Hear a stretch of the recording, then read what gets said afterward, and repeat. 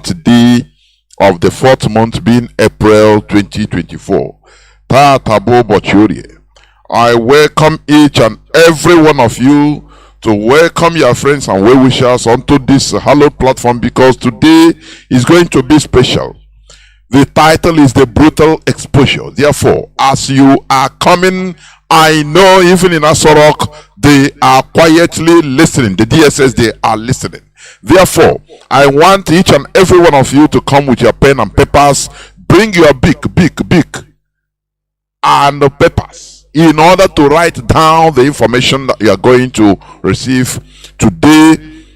And also today, there is not going to be any opening lines. Please. It is the brutal exposure. As you may know, today we are here with our General Officer Commanding Mazi Chinasa Nworu, who is going to be, tell us what we need to know today. Therefore, without taking any much time, I am going to hand over the microphone to Mazi Chinasa Nworu. Mazi, please, you are on air as clear as crystal. Please start by giving us your introductory statements and go on as you may. Thank you. I hope I'm coming out very clear. You are coming out crystal clear. Go on. Thank you, Mazi. Biafrans and all the lovers of freedom. My name is Mazi Chinasa Nworu. Mazi Chinasa Nworu served the indigenous people of Biafra as a member of the Directorate of State. I come from Odunga. Odunga is in Aba province. This evening, I have come to you all to continue educating our people on the journey we all found ourselves in. Today, the reason why this particular program is titled The Brutal Exposure is because there are many questions our people are asking the leadership of this movement. There are questions the media are asking the leadership of this movement. While we try our best to protect this struggle, but we have found ourselves to be that the duties we are carrying out today has become an obligation, because there are certain things we do not love it, we do not like it, the blackmail, the criticism, we are not being paid, nobody offers us any financial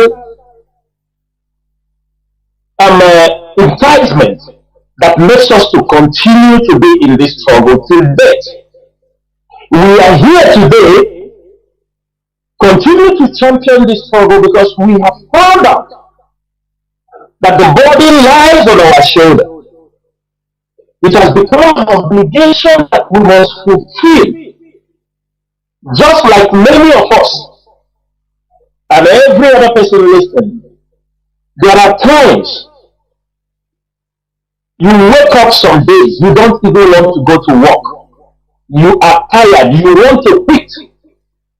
But when you look back, you say, I have to go to work because I have bills to pay. I have things to put right. That is why we found ourselves, not that we have bills to pay, but we have the burden. We have the obligation from our people.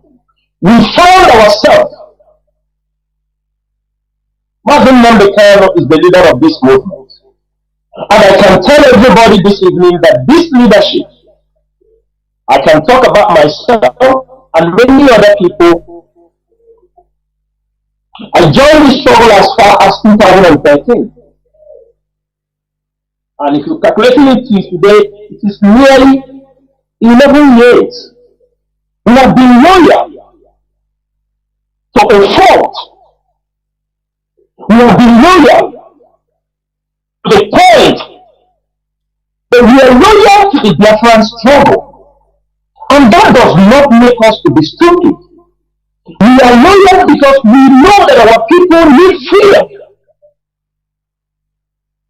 But that our loyalty and that our effort, our money, our time, our life, we jeopardize our families, jeopardize our businesses, we jeopardize everything we have in order to restore Biafra, to fight for the freedom for our people. But sometimes, or I will say, in these past 3 years, we have seen something unimaginable, things we do not expect that will ever happen. But we are here today to make sure we continue to take our people and drive this struggle to a logical conclusion, which is the restoration of life. We sometimes we don't count wasted years, but there have been some wasted years. Wasted years in the sense that the time we're supposed to champion the Biafra struggle forward, some people want us to be running around a circle. Some people want to play with the intelligence of over 70 million people with lies, manipulation, and deceit. And today, I want to let Biafrans know certain things. That it is time we know what we are pursuing without no emotions. Because emotions will take us nowhere. Do not think it is difficult for us to get a free Biafra. The world knows. They know we deserve freedom. But this freedom, in as much as we must defend ourselves, but don't forget it's also a political solution. It is a political matter. Because no matter what we do, we will still come to the table to discuss the freedom of Biafrans, whether we like it or not. It will not be done on the sky.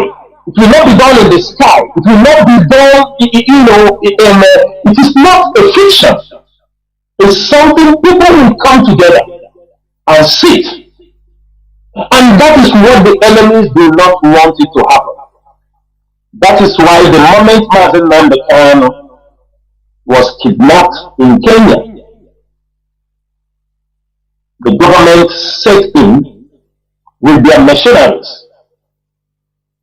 The reason of keeping Mazi Chinasa Nworu till death is not that if the Nigerian government wants to kill Mazi Chinasa Nworu in Kenya, anywhere that they will kill him. If the Nigerian government could be able to adopt Mazi Chinasa Nworu and hold him for complete 8 days before bringing him to court, I want everybody to put this in his mind. They were also having the power to eliminate him. They have the power, even for 3 years in their custody. I'm telling people something. If the Nigerian government wants to eliminate Mazi Chinasa Nworu inside the custody, they will do it. We can only fight for 1 month, 2 months, 3 months. People will get tired. People will be killed. People will continue their life. It's a reality every one of us must put in their mind. That is why I say that most times I make the post. I say, what you can get through deception, there is no need to use force. What you can use your brain to manage. The moment Mazi Chinasa Nworu was rendition, we called for a sit at home. Many of you know why we called for this sit at home. Because the Nigerian government refused to bring Mazi Chinasa Nworu to court. There were information that he was seriously sick from the Omadeka in USA when they were carrying the news that Mazi Chinasa Nworu had only 2 weeks to live in the DSS custody. the leadership of IPOB moved into a very swift action, but many people out of emotion, deceptive move, and this evening I will tell you what the leadership of IPOB has survived, and we will continue to survive the enemies. It is not by our making, because if the hand of Chukwukitabiam is in this struggle, nobody can destroy this struggle. Whether I am in, whether you are in, whether Mazi Chinasa is there or not, the Biafra restoration is destined to come to pass. Everybody must have this in his mind. Why all of us are out here, people are on radio speaking on a daily basis, is because for the restoration of Biafra and nothing more, for the freedom of our people and nothing more. And to that, everybody should understand that the moment the rendition Mazi Chinasa, that was when the game started. Had you been the king Mazi Chinasa in Kenya, automatically Nigeria will make Mazi Chinasa a martyr. And there is no country that wants people, a leader of such movement, to be made a martyr. They don't want it. The British, you people should know that the British have colonized many countries before now. They have a bigger experience on how people react, how people move, or how they take people, their heroes, and they do not want Mazi Chinasa. If not, they would have killed Mazi Chinasa in the airport. They would have, as they adopted him for 8 days, his younger brother, the one in Germany called Calvin, he was in communication with those who were holding Mazi Chinasa. He was speaking to one of the ladies holding Mazi Chinasa. The lady was controlling him. They were talking for completely. They got Mazi Chinasa back in Nigeria. The younger brother was communicating, but everybody was kept in the dark. And the moment Mazi Chinasa was brought to Nigeria, we were defending them. We were defending them until heaven, they just burst out from somewhere and told the table that it was the GOS that sold Mazi Chinasa. The brother came out and told many official programs, turn around, reasons are, everybody should know, so that we know where our problems are. Because Kalonta have insistedly, whether it is a record we have with Mazi Chinasa, he wants to be the deputy leader. He wants to be the next person in line after Mazi Chinasa. He tried all his efforts for Mazi Chinasa to make him, after him, it is after Mazi Chinasa, it is him. A lot of you can see the role he has been playing since Mazi Chinasa was rendition. The moment, and the politicians in Nigeria, most of the Igbo politicians, they understood this greed and envy and jealousy of this young man. So he became a tool. He and his younger brother at home, they become a tool of destabilization. They become a tool in the hands of the politicians. Now, when Mazi Chinasa was rendition, there were 3 fronts brought out to destroy the DOS. There were 3 fronts. They were systematically marshaled out. Most of you can hear Dave Mohammed when he comes on a national television and say that he will create IPOB, another IPOB inside IPOB. The statements are there. I am not the one who made it. Who were they using? They were using the family of Mazi Chinasa. From day one, and I want every Biafran here, when you have any communication with Kalonta and his siblings, ask them this simple question: what did Chinasa Nworu, Chike Dozien, and other members of the DOS did to you people? It's a very simple. Just tell them, leave black men. That Chinasa Nworu, they sold Mazi Chinasa, leave these black men. Ask them this simple question. Anytime you have opportunity, even those around them, ask them this simple question. what did Chinasa Nworu, and another member, I'm talking names, I'm calling them so that I don't generalize it, because all of you knows who their targets are. The series of Mazi was out against the DOS. I'm going to elaborate this thing so that many of you will understand what the leadership has been fighting, personally and otherwise, to make sure we keep this struggle moving. Because we gave in to their pressure, but now most of you will have been there in Biafra land. Because the Nigerian government will teach you people, they return the propaganda like they are trying to turn in many places. IPOB is bad. You people have seen the little the military is doing. It is bigger than that, what they plan. They will hold every one of you in the villages.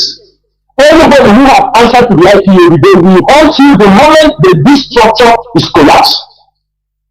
IPOB media has stood very firm. Most of you do not know that IPOB media are being sponsored by few people. There was no money coming from the cost of IPOB to sponsor the IPOB media. Because had people who are voting for fun in IPOB media, IPOB will not be alive today. Mazi, please check your whether you can move around. Your voice is seasoned. We need to get every word you are speaking. I don't know whether it's connectivity.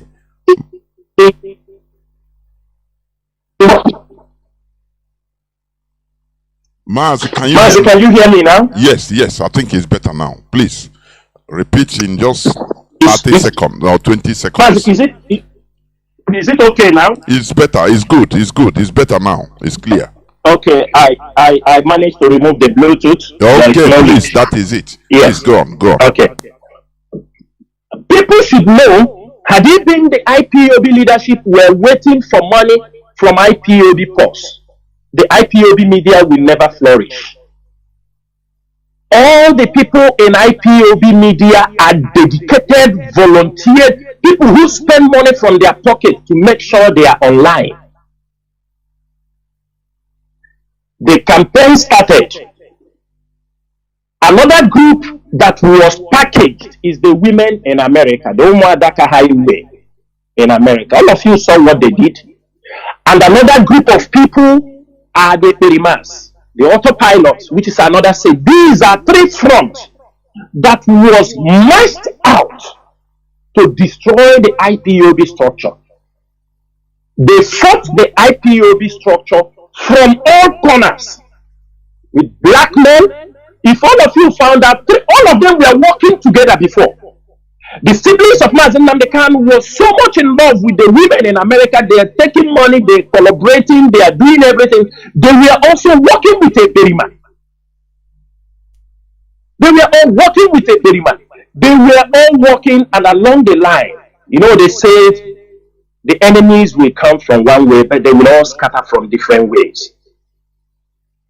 The Biafran land, the gods of Biafra land start to put confusion inside them. Their greed and envy start to manifest. Those who will control money. I want everybody to understand, if you're an IPOB, imagine that the leadership of IPOB is an IPOB. We don't know where IPOB money is. We don't know how much IPOB has. Because sometimes you want to talk about it, they blackmail you. Oh, they have come for money. Their eyes for money. You are being blackmailed. Nobody in the leadership of IPOB knows what IPOB have. It is only left for Kalonta, Mazi Nnamdi Kanu, and the Nayanya. They are the people who know the money. Can I ask something in this thing you said now? Yes. In a global movement like this, do you think that it is okay for the leadership even before Mazi Nnamdi Kanu was renditioned, for the leadership, the structure, the highest echelon after Mazi Nnamdi Kanu, not to know anything about finance, because situation like this can happen. Do you think it is something right, please? Because today is a brutal exposure, please. Mazi, let me tell you, in this struggle, for me, I bring my money. I put my money. I go for messages. I do travel on behalf of IPOB. Ask them. They never paid me back. There are people who have traveled, go assignment for IPOB. They never paid. Nobody ever did. Nobody. But it is not right, Mazi. In the real sense, it is not right. And most of you can find out the attitude the siblings of Mazi Nnamdi Kanu have meted out to Chike Doziem during these 3 years. Mazi Nnamdi Kanu was not. Let me give you an example. As Mazi Nnamdi Kanu was inside, a social can say, go and make fundraising. Then Mazi Chike Doziem, they will put his name on flyers. Mazi Chike Doziem will go out to do the fundraising. He will speak to our people, encourage them to raise money. Do you understand me? To raise money for the struggle. After raising money, as a head of directorate, who have the authority, because he's a gentleman, and gentleman to the gentleman was so too much. He will ask them. For example, he partake in a fundraising in America, where the head of finance is there. After the fundraising, maybe he may speak to them for some couple of minutes, 45 minutes, encourage them, and after he left, expecting that at the end of the fundraising, at least he will be informed that in this fundraising, $10,000 was raised. But any moment, I am telling you, Chike Doziem asked them, how much did we raise in this particular fundraising? Boom! You people see it in social media. They come, he's looking for money. He was asked, you people saw Kalonka will come out and they abuse him. They are looking for money. They told them not to come near the money. They will start blackmailing. Blackmailing Chike Doziem as if what he asked. He didn't ask them, give me the money. He said, but let me put in my record on so date we made a fundraising, and they continue to blackmail this man on a daily basis. They will put all kinds of accusation. They want to know money. They want to all these things. The man will quietly back off because he don't want unnecessary saga. Why I'm saying this is for all Biafrans to listen, because this is what is happening. And all these things are orchestrated plans to frustrate the leadership of IPOB. At a point, this leadership, at a point, that was in 2022, we said, how can we be, this media is being sponsored. How can we ask the finance? Can you please be given a very small amount of money for the media for to put their normal monthly subscriptions, those in Biafra land? The money was given a peanut, because for us, everybody in diaspora, nobody gives you data. We have free data. We have free data. Why I say free data is what the way we use data in diaspora is almost like free. For me in particular, I have over 1,000, what do they call it, KMP. I can put a YouTube from first till the end of the month. It can never finish. It's so limitless. So I consider that as so at the end of the day, these three groups were fighting day and night. They even went to oracles. They went to juju places to kill cow, kill chicken, some were so bold enough to come out on social media to show the people that they want Chinasa Nworu dead, Chike Doziem dead. And some of them who did that, and some of them are dead already. They died already. The one they call Eze in Aba that was in synagogue. The synagogue, everywhere they did, everything, they were destroyed by the Nigerian government also. The man was doing medicine for kidnappers and criminals. Where is this mad woman in America they call Nelly? She go mad. All those things was things they were doing to destroy IPOB. These are all the juju they were doing to destroy the IPOB, her nakedness, for you people to see the lengths they could go to destroy the leadership of IPOB. And I will not exempt the in-law to Mazi Nnamdi Kanu, the father of Mazi Nnamdi Kanu's wife. He is part of this conspiracy. He is the one, whatever they plan, he comes out and say to some coordinators, give them that, hey, Mazi Nnamdi Kanu, he don't work with this DOS again. He was the one engineering some talk on the background. When they took him and went for one oracle, and he swore with them, with the family, siblings of Mazi Nnamdi Kanu, they give him some things to drink. After that, he become a conspirator to destroy IPOB, to destroy Chinasa Nworu and Chike Doziem. That man. And after he have done the job for them, now he's down. May Chukwu Okikabiyama help him. What did we do to these people? That we want to protect IPOB. They seize the funds for IPOB to move forward. When they have seized the fund, withdraw all their monies, they turn around and they say, Doziem do this, a stop account. Ask them, the money you people move out from one place to another. Chinasa Nworu, I don't know. But they continue. Why I'm saying this is, I want to lay a basic information for you people understand where I am going. How they want to destroy the leadership of IPOB because they are working for one group or the other. Sometimes people ask us, hey, you say they are working for the government or this. You don't know how the government work. Government can use you, destroy people. At the end of the day, they destroy you. Example, look at Chinasa Nworu in Imo State.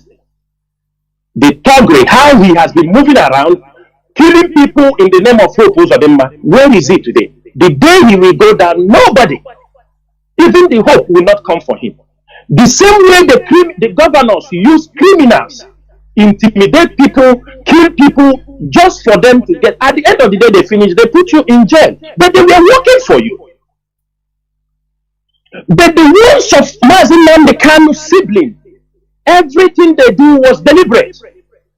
Kalonta and Menayana now form their own armed group called Motherland. They use it, threatening people. I tell people, I will kill you. You do, even to a point, a governor called one of the top officials of IPOB in the media. I'm asking these questions. This thing you people are doing, is this the way to get Biafra? The person said, what are we doing? He said, this thing that Mazi Nnamdi Kanu and his siblings, the person tried to defend Mazi Nnamdi Kanu. He told him, you know why I'm saying, are you people putting face another side? He said, I am a governor. I have every report coming on my table. Are you people not aware that the siblings of Mazi Nnamdi Kanu are threatening people with armed men? Their own armed group. The person said, we are not aware. He said, if you people are not aware, that means you people are deceiving yourselves. You cannot tell me you are IPOB. You don't get information. You don't know that the brother of Mazi Nnamdi Kanu have his own armed men. They are using to threaten people in the name of IPOB. But he called them Motherland. And one of the commanders of this is called Obeneri. They are the one now doing many kidnapping in Anambra. If you hear Beneri, he's the head of that motherland, committing or kidnapping. They cannot, because they want to destroy the leadership. They were looking people they will use to confront ESN, confront IPOB volunteers. They went gaga, trying to destroy IPOB. And Mazi, this issue, the Nigerian government, they are tagging everything to IPOB. Yes.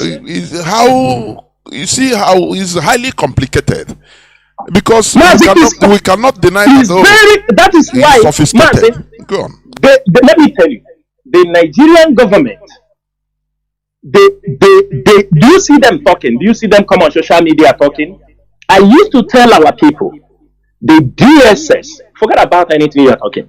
The Nigerian DSS, they are professionals.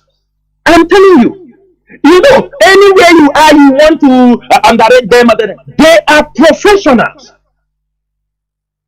The Secret Service, when they meet you, they will give you confidence that everything is fine. You may even see them as your friend. That is how they work.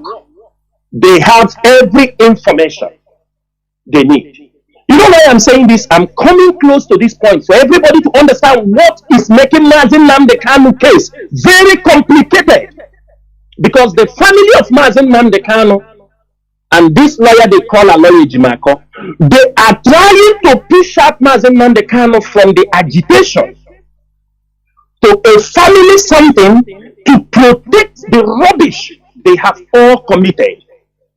That is what they are trying to do. And I'm going to explain it very well. Everybody open your ears so that you understand. It's not just you come out on social media, you start Now, along this line, since 2021, 2022, I come on this place, I will shout, I will send message, I will tell them this rubbish you people are concocting, trying to use it to destroy the DOS. But what are you? We came out, our hands are clean. They plan. Let me tell you, Kalenda was at home. You people ask, there are people at home. This motherland people he groomed, there are people he went out with them because he wants to claim the second in command of Mazi Nnamdi Kanu. There are many group of our Biafra youth he went out on escort. He only will come back. None of the youth come back with him. Nigerian army will pick all of them. Nobody knows whether they are alive or they are dead. Example, ask them about Abambo. Mkurumbo, I mean. Ask them about Mkurumbo. Where is Mkurumbo and co? The Nigerian military accosted them. They left him because he's Mazi Nnamdi Kanu brother. But every boy that was with him, they took all of them. He came back home quietly. He didn't say a word. He never talked to the family and tell them where their husband and their children are. Till today. Calendar.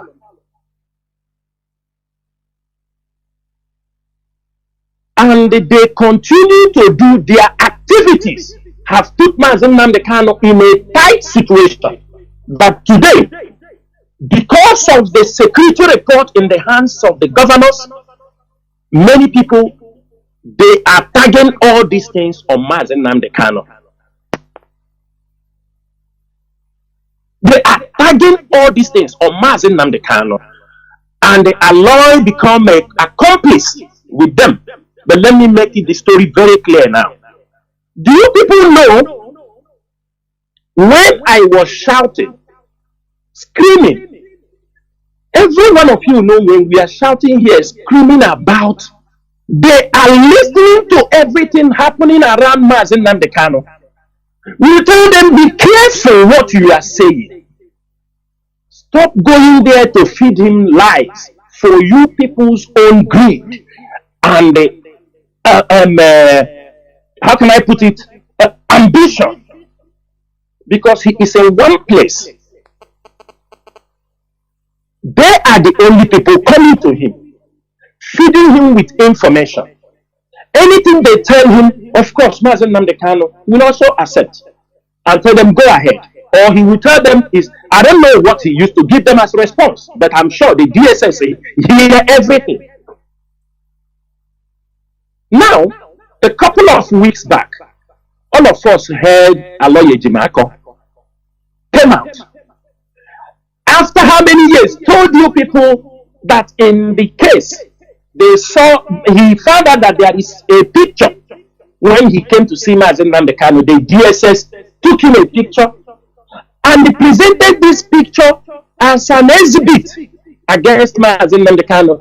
He said they mistakenly, and I am asking Biafrans this evening, do you believe that DSS can mistakenly take the picture of Aloy Ejimakor and put as an exhibit? Anybody agree this rubbish? They just put the picture for him to know, so that his mind start working. It's a psychological attack, because it is not only picture. That day he's talking, there was some information he were passing to Mazi Nnamdi Kanu. We don't know, maybe it is from a Perima, because he's working with a Perima. The video evidence is there, it's not only picture. They make the picture, the time they visit, everything is there. They heard everything he said. And Aloy Ejimakor will use these things to bargain for his own freedom. Aloy Ejimakor is under the case of Mazi Nnamdi Kanu for his own. Do he think that DSS don't know his history in America? Is that what Aloy Ejimakor think? They have every intelligent report about him. His behavior, his criminal tendencies, they have it. And that is why DSS became very relaxed to hold him. And everybody should watch out. And now, let me tell you people, we told them from day one, this issue is a political issue. All these things, you people, we started telling them from 15 December.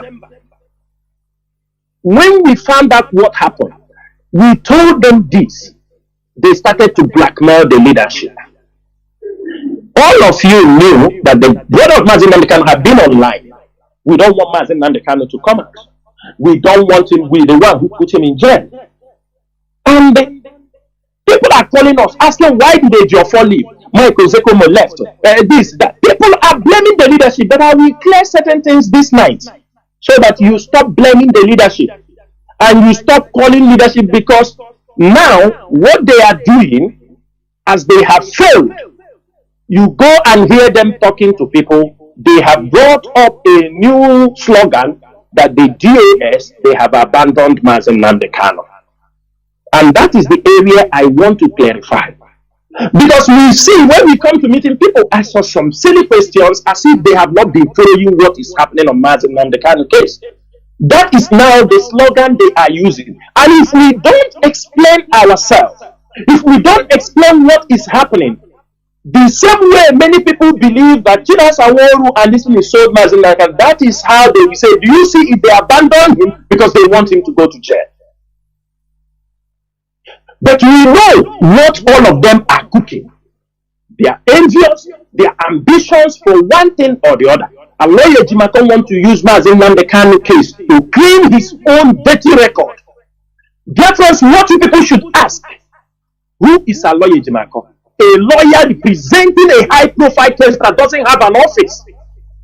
Every time he wants to talk about Mazi Nnamdi Kanu case, from the court, he go to Mama Put. All of them will gather in Mama Put to discuss about Mazi Nnamdi Kanu case. They will stay at the back of one hotel to make press conference on a high-profile case like Mazi Nnamdi Kanu case. Do you people think this is right? Do you people think it's right? Now, let me tell you people something you have to understand. Some said, why did they remove Ejiofor? Why did they remove Michael Zekome? You people have seen it also. It's on social media. They talk. All of you knew when Kalonta was sacking Ejiofor this thing, because they were going to Mazi Nnamdi Kanu. They told him Let me say this thing very clearly. I think he wrote it also. The one person was showing me. I said, I don't care. They talk about, when they talk about state of execution, why did he do that? Like, they are rubbish. These are all black men because they don't have anything to say. This group of people went and told Mazi Nnamdi Kanu, if you go to one of the judgments in the Supreme Court, some of those things they are claiming there were not an order. They were just a comment by some judges. Not all of them agreed on the point. The extraordinary rendition, they watered it down. That said, since Nigeria have all the necessary things to extradite somebody, they don't see the reason why they would have gone that it is not really necessary. They never condemn it. They never condemn it. Instead, one of the judges says that Mazi Nnamdi Kanu he knows the remedy to his problems. I want everybody to write down this particular point. That matching that even him, the appellant, knows the remedy to his problems. It is there. And one of the judgments there. Now, after that court, this thing, we told them. They told us that we go to this court. From there, we told them there is no need. This issue is a political issue. Let us address it because they want to be.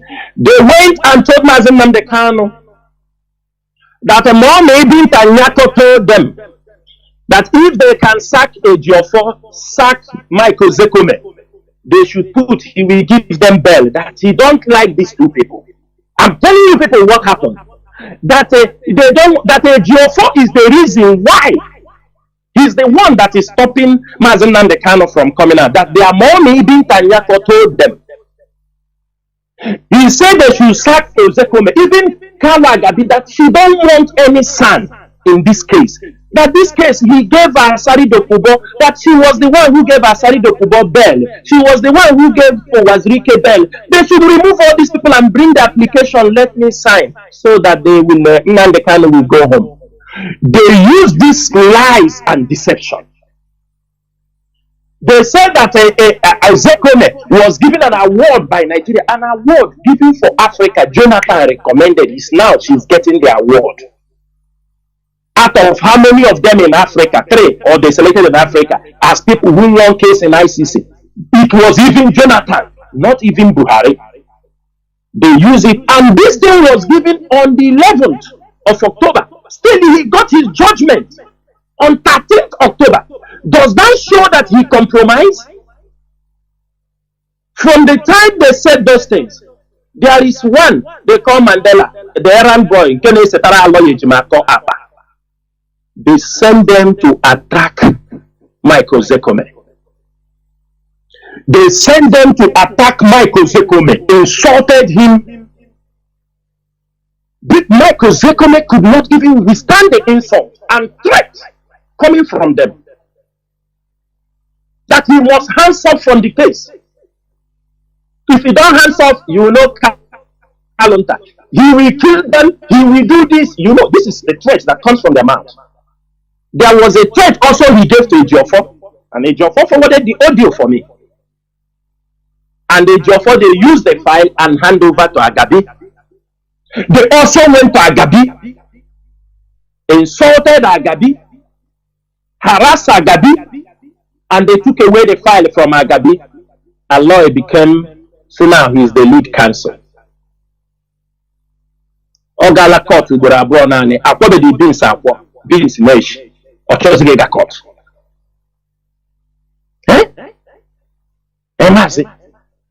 Now they say, Mommy Binta asked them, if you can chase these two people away, we give them the Kanu bail. That is how they swear in their life to chase black men for do everything against Michael Zekome. And these people back out. They don't want problem. After they back out, they now put the bail application. And on that day, Binta Nyaka Piaze Hambata Munishi, she denied the bail. and even threatened them that if they talk nonsense, he will send them out of the court. Why they sack their own sons? Nigeria government now went and recruit sons. Some people will be talking. Let Ejiofor come back. Call Ejiofor now to come back. Let Michael Zekome come back. Call Michael Zekome to come back. Forgetting one thing we told them. These are lawyers. They have their own people. This is a son. For you to call even another lawyer now, he will ask you, why did Michael Zekome left the case? You think he will jump to go to take the case? They will say, if you call any lawyer, any son, go and take case for Mazi Nnamdi Kanu, he will first call Michael Zekome, my fellow learned friend. What really happened? I want to pick up this case, and I'm sure he will say what he have witnessed, and the person will back out. Another one we call Carlo Agabi. The person will say, no, this is what I suffered in the hands of these people. Do you think anybody will be interested to follow the case again? That is how strategically they have destroyed Mazi Nnamdi Kanu's case. Strategically, they have destroyed Mazi Nnamdi Kanu's case because people are no more interested to come to look into the case. No lawyer wants to come close. Everybody have run far. They are very careful. People tell you, no, we can't step in. Let them bring who they want to bring. Everybody now see that the case is a drowning case. And the one of the brother come out, be telling people, you will see Aloye Etimake is working, he's getting date. After 2 weeks, he's getting. This is stupidity and blackmail. The Nigerian government, in the Supreme Court judgment, they were asked to accelerate the case because Nigeria government have concluded with all the plans, all the information they have. That's why they brought in Sam, because Binta Nyako feel that she was being intimidated by Michael Zekome or Carlo Agabi. She wanted them out freakishly, send them out, bring in sons from Nigeria descent, and that is what is playing out, my people. That is exactly what is playing out. All of you were here. The Nigerian government said they have invaded also. They invaded the mother value because they have concluded their cases. They have concluded it. That place has finished the job that it was set up to be used against Mazi Nnamdi Kanu. I'm coming to that in Imo State. But I'm telling you people what have happened, because people continue to ask us, why did you remove Ejiofor? As if Mazi Nnamdi Kanu have right to take anybody who wants him to be his lawyer. He is you cannot force a lawyer on him. It is what him and his brothers have agreed. That is what he will execute. And why are they doing those things? The hands of politicians were seriously involved. People giving them money. Now they are not giving them money because they have done the job for them. They have concluded what they want to use against Mazi Nnamdi Kanu. Now the politicians don't answer them again. Nobody give them money again. The governor, everybody have. Anywhere they went and talk, as soon as they go out, the politicians will mock them. I'm telling you what is happening. They will make caricature of them. That's why the brother went to write, he wrote a letter asking the governors to come and why they are not talking about Mazi Nnamdi Kanu. When you have already messed up all they went everywhere. They claim to be leaders of IPOB. I have heard a conversation where they are being addressed as IPOB leadership, as the DOS members. I have come across it. You mean by the politicians? By the politicians, they are addressing Kalonta as the leadership of IPOB, him and his younger brother. Because they were being programmed. They give money, they saw the greed. That is why, if you remember the first time we gave sit at home, it was Kalonta who countered this sit at home. I want to touch this area now for Biafrans to understand. Biafrans, I came on air and they declared a civil disobedience in order for Nigeria government to bring Mazi Nnamdi Kanu to court when they say he was sick. Kalonta and his brothers, they met, the publication is there.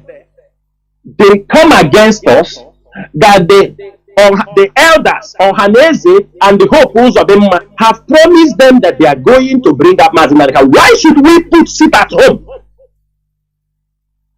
And there is a NECO exam. That was we had a meeting. During that time, he abused us. He abused the members of DOS. Why we should not consult him to hear from him before we put it at home?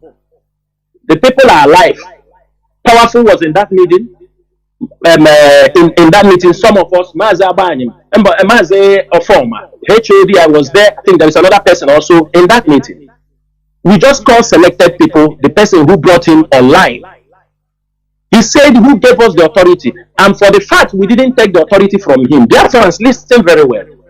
He went and connived with Ohanese politicians and said that they said that they are going to bring out Mazi Nnamdi Kanu. We are going to 3 years old. They use it and issue a press release on behalf of their family. While we are trying to obey what Mazi Nnamdi Kanu, the order he gave that we should cancel the sit at home. It is very difficult pill to swallow because we know the things we want to achieve with that sit at home. When they have sabotaged us in that sit at home, they turn around and go to Irima and encourage him to continue with the sit at home. Therefore, this is what happened. Because they know Irima is fighting the DOS, they themselves, the siblings of Mazi Nnamdi Kanu, went to Irima on several occasions in the compound of Mazi Nnamdi Kanu, when his younger brother, his sister, and many people they called. There were people in their compound where they were promoting Irima that he should continue the sit at home. But in one hand, they are fighting us against the sit at home. That Mazi Nnamdi Kanu told us to stop the sit at home, we stop. But in the back, they go to Irima and tell him continue. That is what happened in this struggle. And then when Eperima was using them, he was using them that time to grow, to gather his own wings. Gather his own wings. At a point, he started to insult them, do this thing. They fall apart today, they come together tomorrow. That's what they're doing. That is what they are doing. All these things, all this attack was to destroy the leadership of IPOB. What is the purpose? They do not want the leadership to achieve anything in the absence of Mazi Nnamdi Kanu, so that Chinasa Nworu, Mazi Chike, the DOS and IPOB members can never take any credit for doing anything, because Mazi Nnamdi Kanu, so that tomorrow the crisis is everywhere, so that tomorrow Mazi Nnamdi Kanu come out. He said, what did you people do when I'm dead? He will come out and they, okay, come. He is the only one who will make the peace. We are above these stupid games. That is why they do not want the DOS to succeed, even to champion the struggle. And that is why we decided to keep silent, because we found out it is all a conspiracy theory.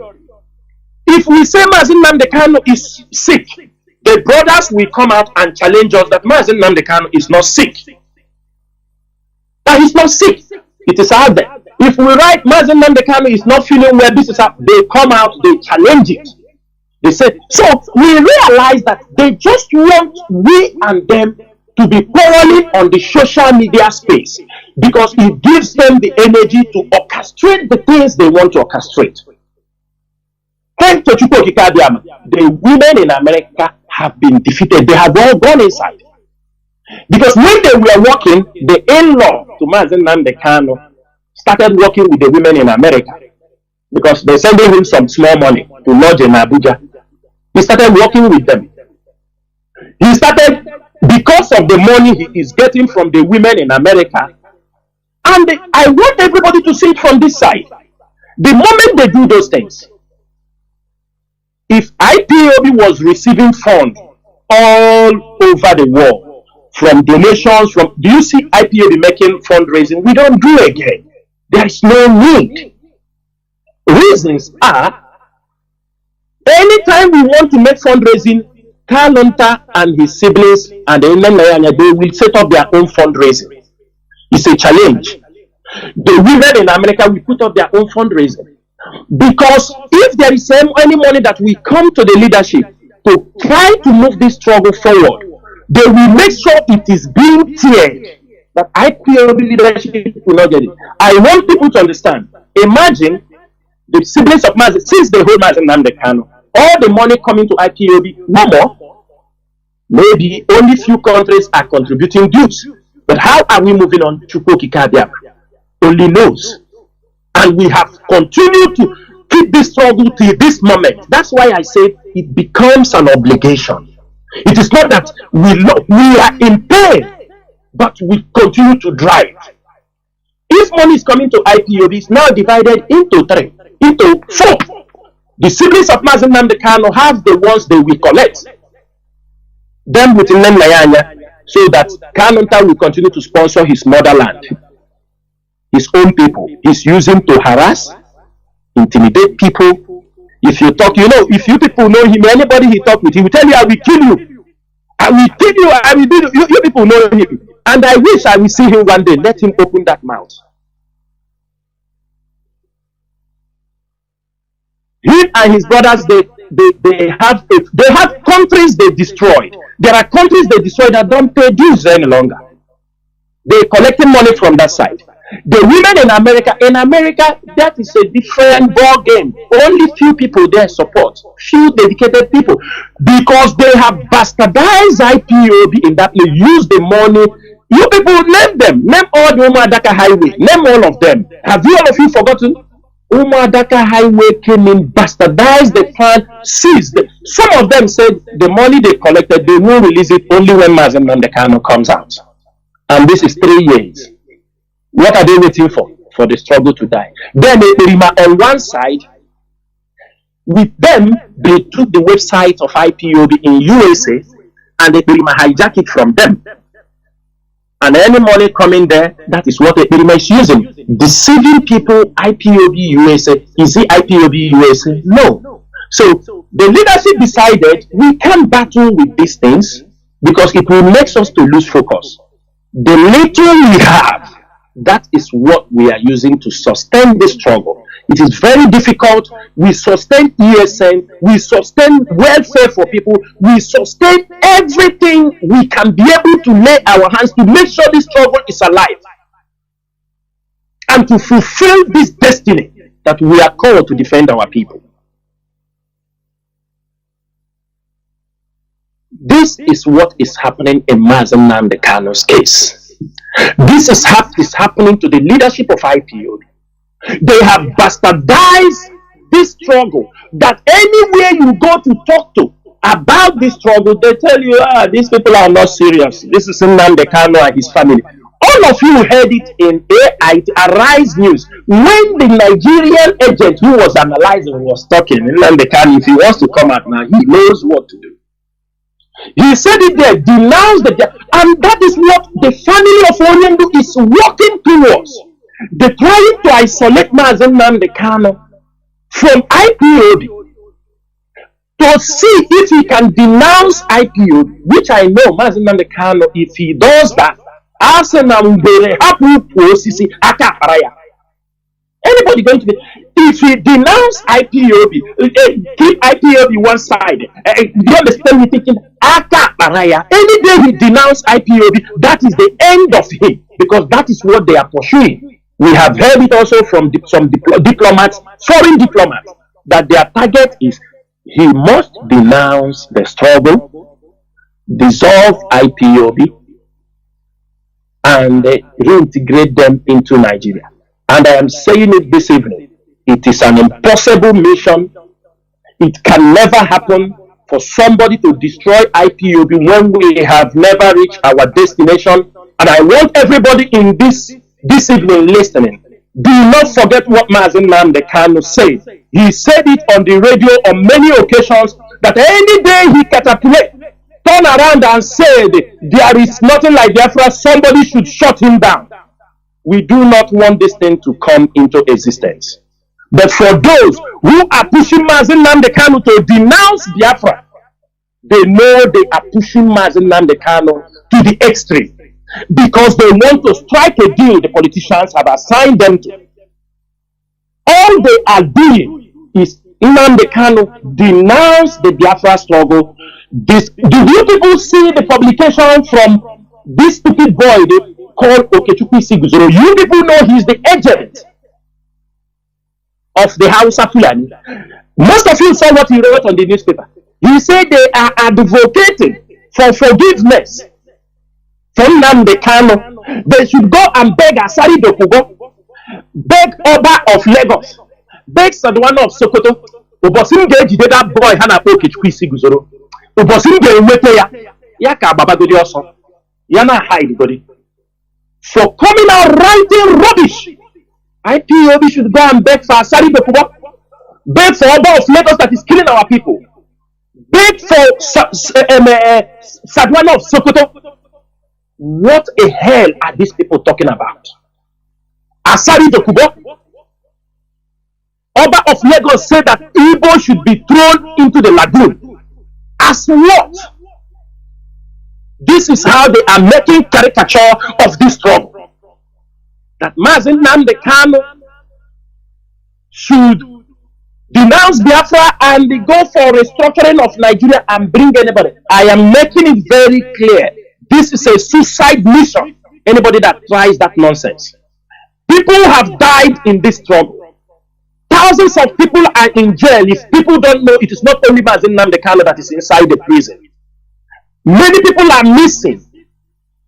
We do not know where many of our innocent IPOB members are till today. Kept under the DSS dungeon, and somebody is coming out writing rubbish. Rubbish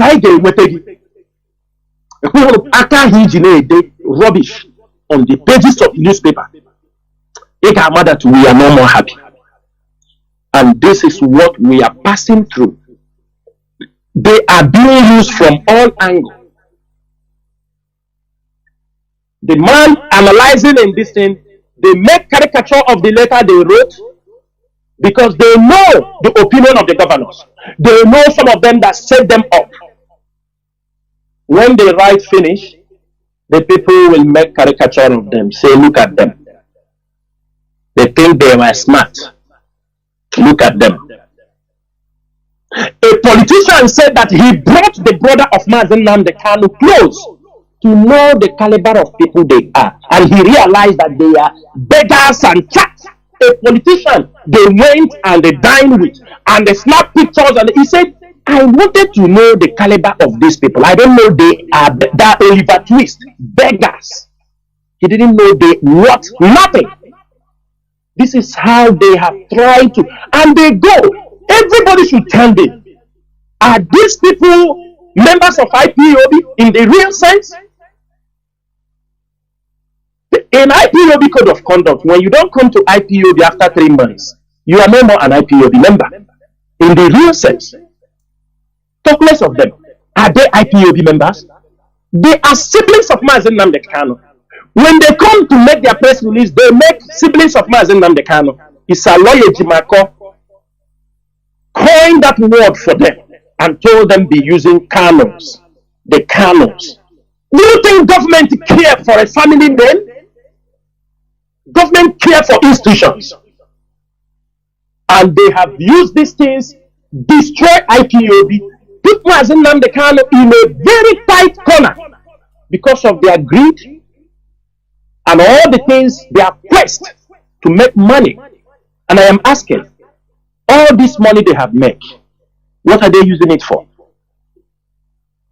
Is it not, at least somebody is doing something, you get to a point, you say it's enough. Are they not capable enough to take care of themselves and leave Mazi Nnamdi Kanu to be able, Biafrans to be able to release him from that DSS dungeon?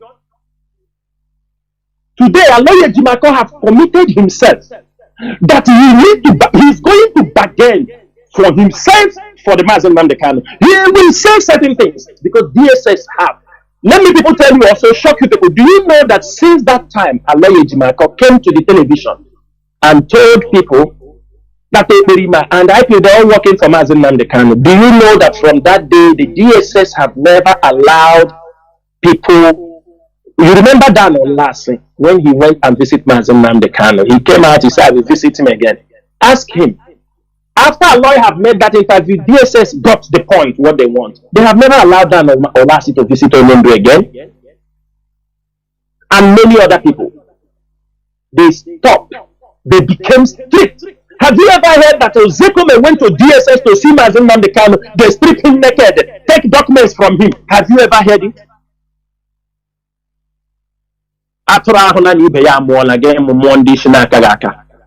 If you add them, they say it's the same law. Look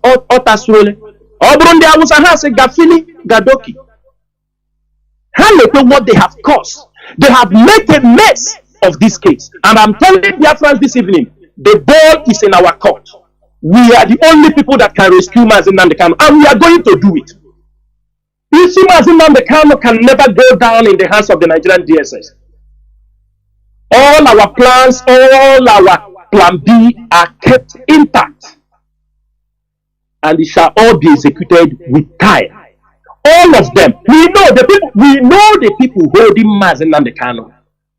We know them. We know all the people from Wike to Devumahi to Hope Uzodema and others, those who are hell-bent.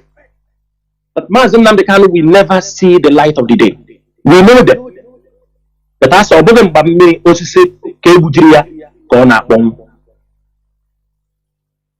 Mazi, I will leave the issue of Mazi Nnamdi Kanu here before I go to another topic, which is criminality in Imo State, also as a case study. And the link, Mazi, before what is happening to Mazi Nnamdi Kanu. Can you hear me? Thank you. Yeah, Mazi, I can hear you. Yes. Before you enter there, of which also is almost the same. You know, at this point of, Mazi Nnamdi Kanu siblings having criminals that are with them, they are using to attack, harass, and attack people, kidnap. How do IPOB differentiate or defend IPOB as a movement, as an organization in the eyes of the Nigeria institution? Because this is what they are going to use against Mazi Nnamdi Kanu. So, and they have, for me, I believe that Nigerian DSS is, as you say, they are professionals. Forget about what we say. When they want to work, they work professionally. They have gadget, they have everything. And I believe they have, bugged conversations among, these people and the criminals. Now, can we come out and say no? For example, we say no, Mazi Nnamdi Kanu siblings, they are not IPOB. Can it make sense? So this is a very messy situation. How do you think that we can differentiate this? Please. Mazi, let me tell you something. The DSS, they know everything. Are you understanding me? The DSS knows everything. The Nigerian politicians who are dealing with them knows everything. As I told you, one of the governors said we have every intelligence about the IPOB, the way it operates, the family of Nnamdi Kanu, how they operate. He said we have everything. Mazi, it is our responsibility and our obligation to explain these things because the DSS are listening. They know if you don't defend yourself, are you understanding me? They know, in as much as they want to destroy IPOB, it is an advantage for them.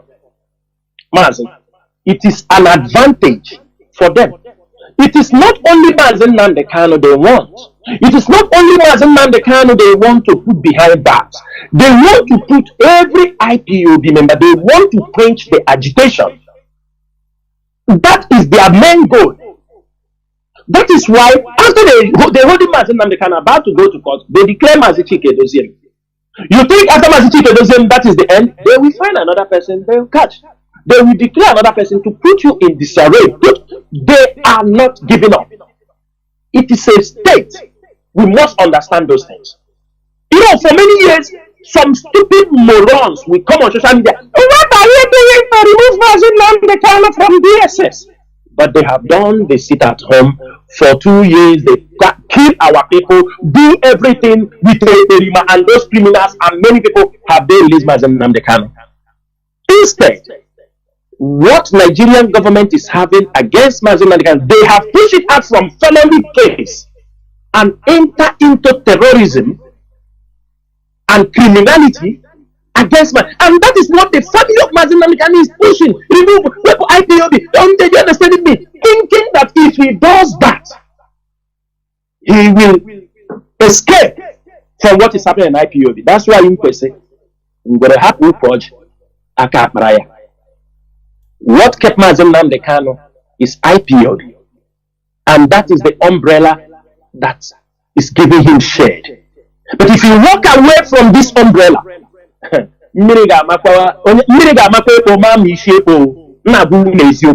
I'm telling you, Mazi, it's our duty to explain to them, and DSS knows the siblings of Mazi Nnamdi Kanu are not IPOB members. They know. It's just like what happened in IPOB, that Mazi Nnamdi Kanu was rendition. Somebody come out from somewhere, a movement, a global movement, somebody who is not an IPOB member, to hijack IPOB and say he is now the leader. Where have such things happened? The family of Mazi Nnamdi Kanu knows they are not IPOB. They are not even a principal officer. They want to hijack the leadership of IPOB. Every one of you were here when they they try to recommend people for Mazi Nnamdi Kanu. They were recommending him that the DOS do this, DOS have done that. They try to build a very bad. I told you, let me tell you people this. You know, I used to say it. Everything Mazi Nnamdi Kanu say inside the DSS, they listen to it. Some sympathizers will say, these people, if they come there, just only IPO, the chief, Mazi Chinasa Nworu, DOS, or sack them, or do you understand me, remove them, or do. That is what they say. He said, these people, do they really want their brother out? So, Mazi, it's our duty. We explain it to them. Come and tell us that. Come and tell Biafrans, yes, I am a leader in IPOB. I deserve to be the deputy leader of Mazi Nnamdi Kanu. Let him come out and tell us. So, we have our code of conduct. There is no position for deputy leader, even when they were recommending it. And Lawyer Dimako went on television and said IPOB does not have leader apart from us, that there are leaders. That is what he's trying to justify. Do you see that hand?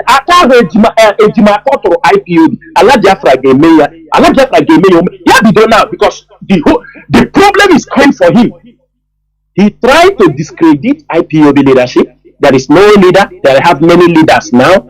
That is why he was on that and told them there is no difference between autopilot and that they are all working for Mazi Nnamdi Kanu. And I say they are not working for Mazi Nnamdi Kanu. If that we are not aware, we don't know. Because of his greed for money. The money they are sending for him is what is pushing him. They continue trying to complicate Mazi Nnamdi Kanu case. As I'm telling you, those guys don't want Mazi Nnamdi Kanu to come out because they have committed a lot of atrocity in the name of Mazi Nnamdi Kanu. People they took money from, when you people don't understand when they hold Mazi Nnamdi Kanu. Kalenta was gallivanting everywhere. He's the head of Lagos because the head of Lagos, Anande Madego. They were taking the head of Lagos. Oh, yeah, and I filed the case na UK, £1 million. Yana Naego. Oh, yeah, that was their source of fraud. The source of their fraud. I am the head of it. He claimed, he didn't say even that he's the head, at least he's claiming siblings. Why is he claiming to be IPOB legal head? Who gave it to him? Because that was what they coined. They used it to take money. Everybody saw what happened on the court case. Do you people know why Mazi Nnamdi Kanu reacted the way he reacted in the court? Many of you don't understand. Many of you who are also smart can understand. Mazi Nnamdi Kanu was disappointed. That was what they told him. They told him, just come. Do you understand me? Mommy is going to give you bail. Everything has finished. It was like an outburst that Mazi Nnamdi Kanu. He was surprised that he was denied bail. Because they told him, they convinced him. Now, mommy said, come on, to shade your fortune one day and I give you back. And when the and job is even done, a whole leader of IPOB global movement is even soliciting, even if let me be even if arrest. Thank you. He's soliciting for even. Mazi, You understand me? You know, honestly. Because they took Mazi Nworu by surprise. He didn't know. Mazi Nworu come with full confidence that if he come, the DSS know all those things. I'm telling you, the DSS, they know all that plan, and that it is a kind of reaction because he was shocked that he was denied bail. As Nandi Igbo say, onye asị na-asị ihe ya na-efu. Mazi, ndewo. Mazi, please continue as you are saying, because on the criminality, because you know, as you gave insight, you know, the Nigerian government is a country. What we should understand is we shouldn't underrate Nigerian government. It doesn't matter we call them zoo, but they are working in anything like this. We are fighting against a country. Let us not forget. So they use different intelligence services in order to, and you will not know. Mazi, please continue to the next step as you are saying. Please go on. Okay. Dear friends and lovers of freedom, I am going to the second point. It is also linking why Mazi Nworu is still in detention and why Nigeria is pushing for an accelerated court hearing because they have concluded their plans. That is the criminality in Imo State. Let me take it. I'm using Imo State also as a case study. As a case study. There were some other, shots for criminality in part of Anambra South. But why I'm talking about also is because everybody, it was where we were shouting from after the election in Anambra 6th November. We started shouting about criminality. We started shouting about people using sit at home to carry out crimes. In Olo, the problem, we were trying to curtail many of them. There was one of them who was using Monday sit at home. When we were curtailing that particular person, the person ran to the family of Mazi Nworu. He ran to them for cover because we are pursuing him. And I'm not going, for security reasons, I'm not going to talk about that. But when this guy, we pursue him, we found out he wants to take cover that we are pursuing him, that he's carrying it at home. Nobody condemned him. Nobody said anything. We keep silent to protect the struggle because he is nobody also, rather than a criminal. Now, if most of you have heard what is happening in also of recent, people that are working with the Nigerian government, they brought out, and I will mention only one name. If need be, I will mention others.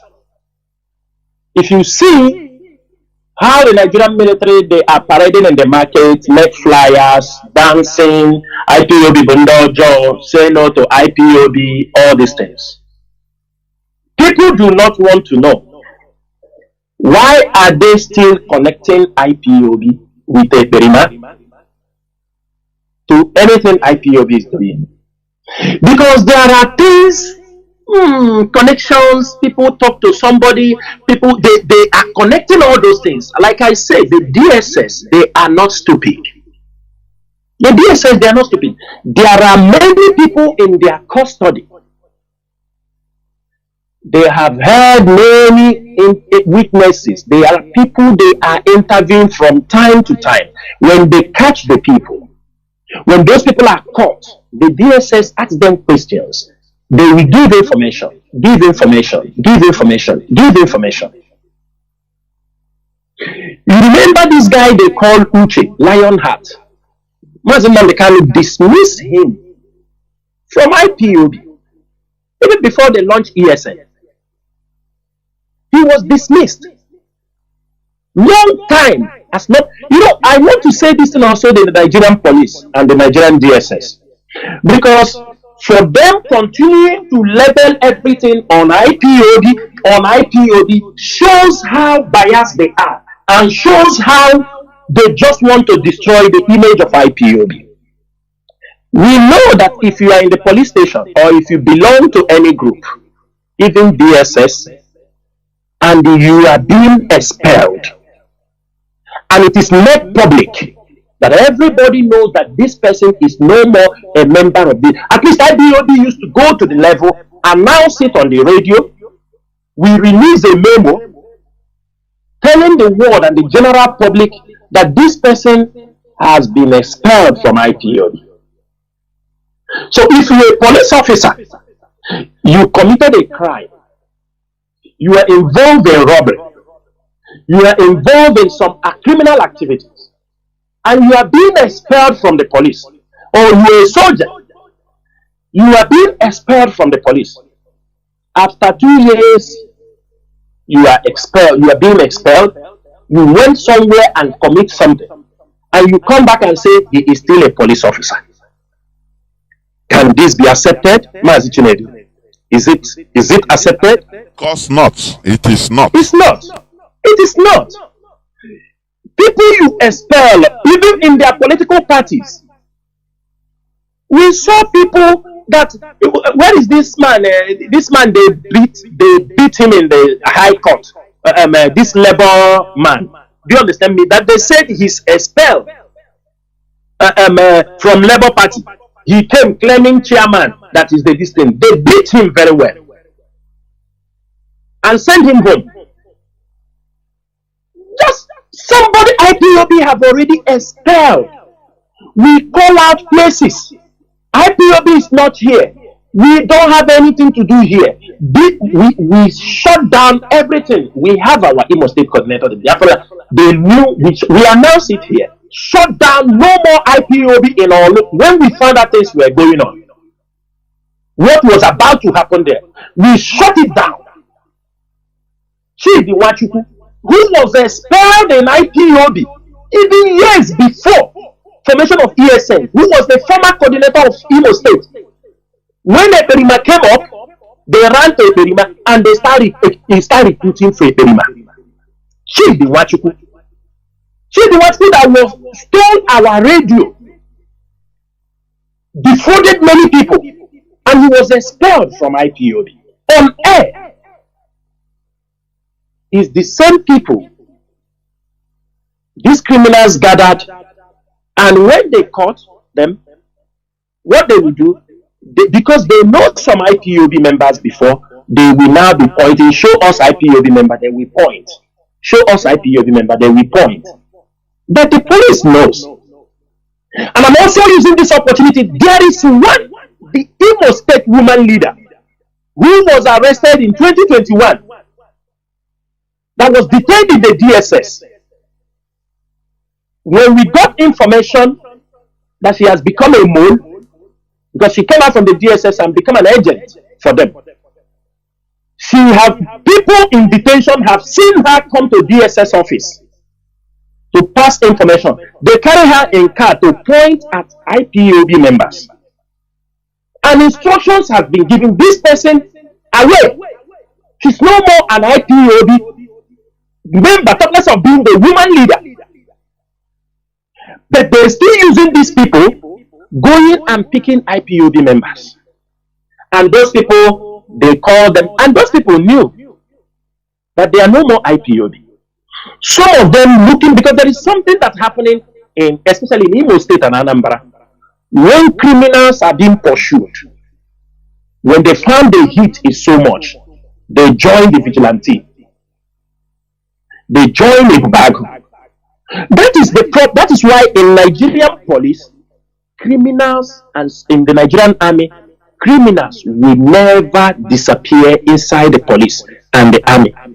Because they do not, whether intentional or not intentional, they do not make any background check. Former criminals inside the jail, they bring them out and recruit them in the police. Former highway robbers, former criminals, they bring them out.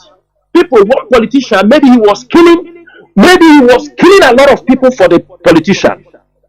He was killing. He is a political thug. He has been killing for the politicians. Maybe in the jail, they put him in jail. The politician or the governor will use his connection, tell him, okay, it's okay now. Just stay inside 1 year. After he brings him out there, and they recruited him in the police so that if he comes back to office, he can be standing beside him as an orderly.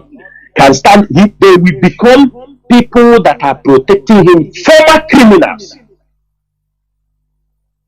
And they hand them over guns. They will use the guns and commit many criminal offenses. The same thing happened in Imo State. When the criminals were being pursued, as we are pursuing them, mounting pressure on them, they withdrew. Some of them see that, because some of them have never lived outside Imo State. They withdrew and go and join a bag. DSS recruited them. Just like if you go to Australia, the guy they call Obuago and whatever, they were part of the people butchering people in Oslo. When we were shouting, he was the one who facilitated and handed over that the guy they call engineer. He was the one. He was serving him. When the pressure come too much, he realized that the engineer, whether they say he killed his brother or what, he now planned and bring out engineer where he handed him over.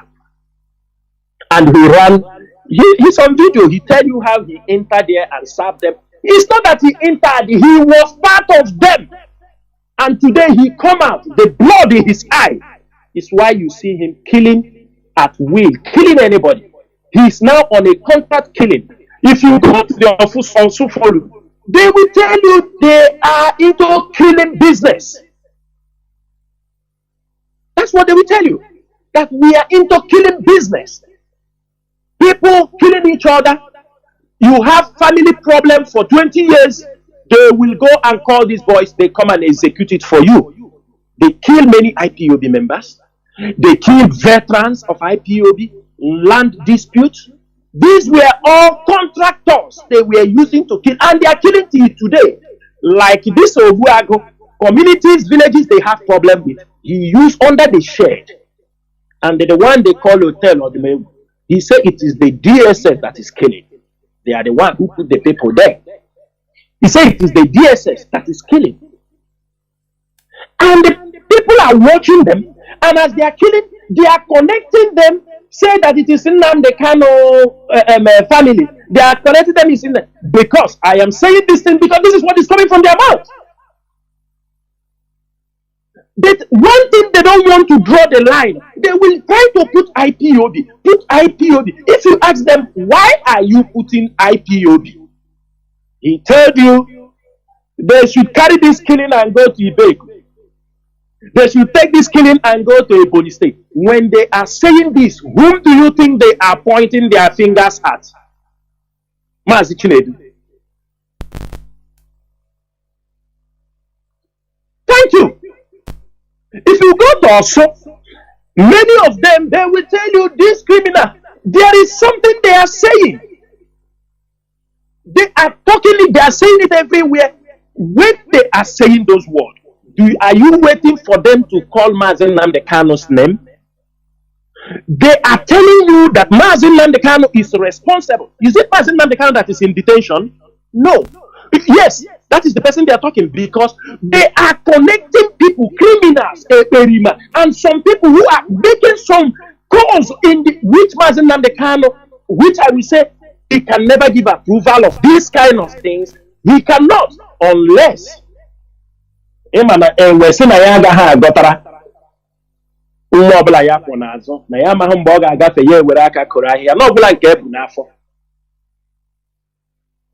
that is not the foundation of IPOB. Because now I'm saying, this is the campaign. You people saw flyer, they are sharing everywhere. Nobody, some people just see it, this is a very big campaign against IPOB. And these people, you ask them, they said, go to, tell these criminals here, take it to Afari Ibe, let them go there. Or they go to Ebonyi State, there are bushes in the, don't you people know who they are talking? Don't you people know who they are referring to? We're supposed to know. We're supposed to know the people they are referring to. Now, along the line, they are also telling you one thing. They tell you that they don't have this language or job, that it is a foreign language. It does not come from them. And they will tell you again that people, Ebony people, that is to tell you what we have been shouting about these criminals, they are importing from Ebony by Erima. They will tell you again that in their language in also, they don't have something like Kopuyishi, that although people, also people don't speak this kind of language, that it is only Ebony people that speaks this language, Kopuyishi, meaning it is foreign people they brought into their village.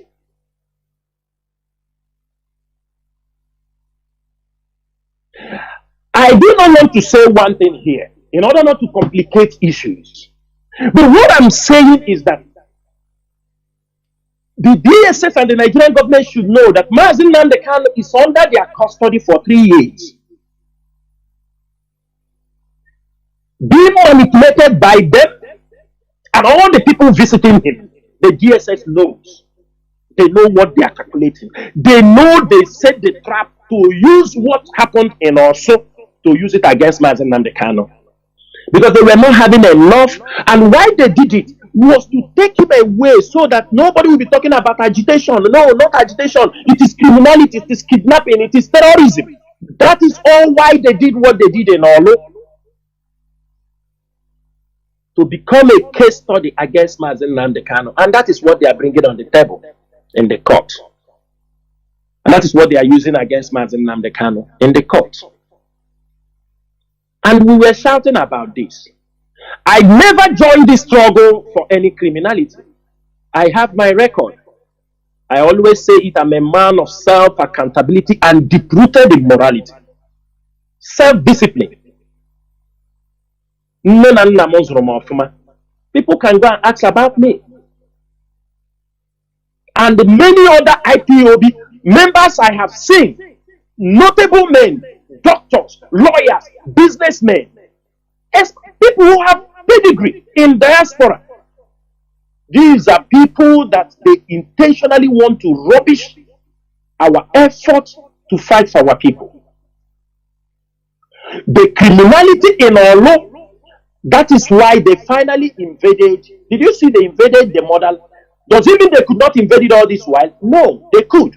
I want to make certain clearance here, because when they talk about people, this person, Sky, they talk about, I am asking everybody, every intelligence agency, even them that is talking, even the tell or the maybe that are claiming that most of these criminals are IPOB, ESM members.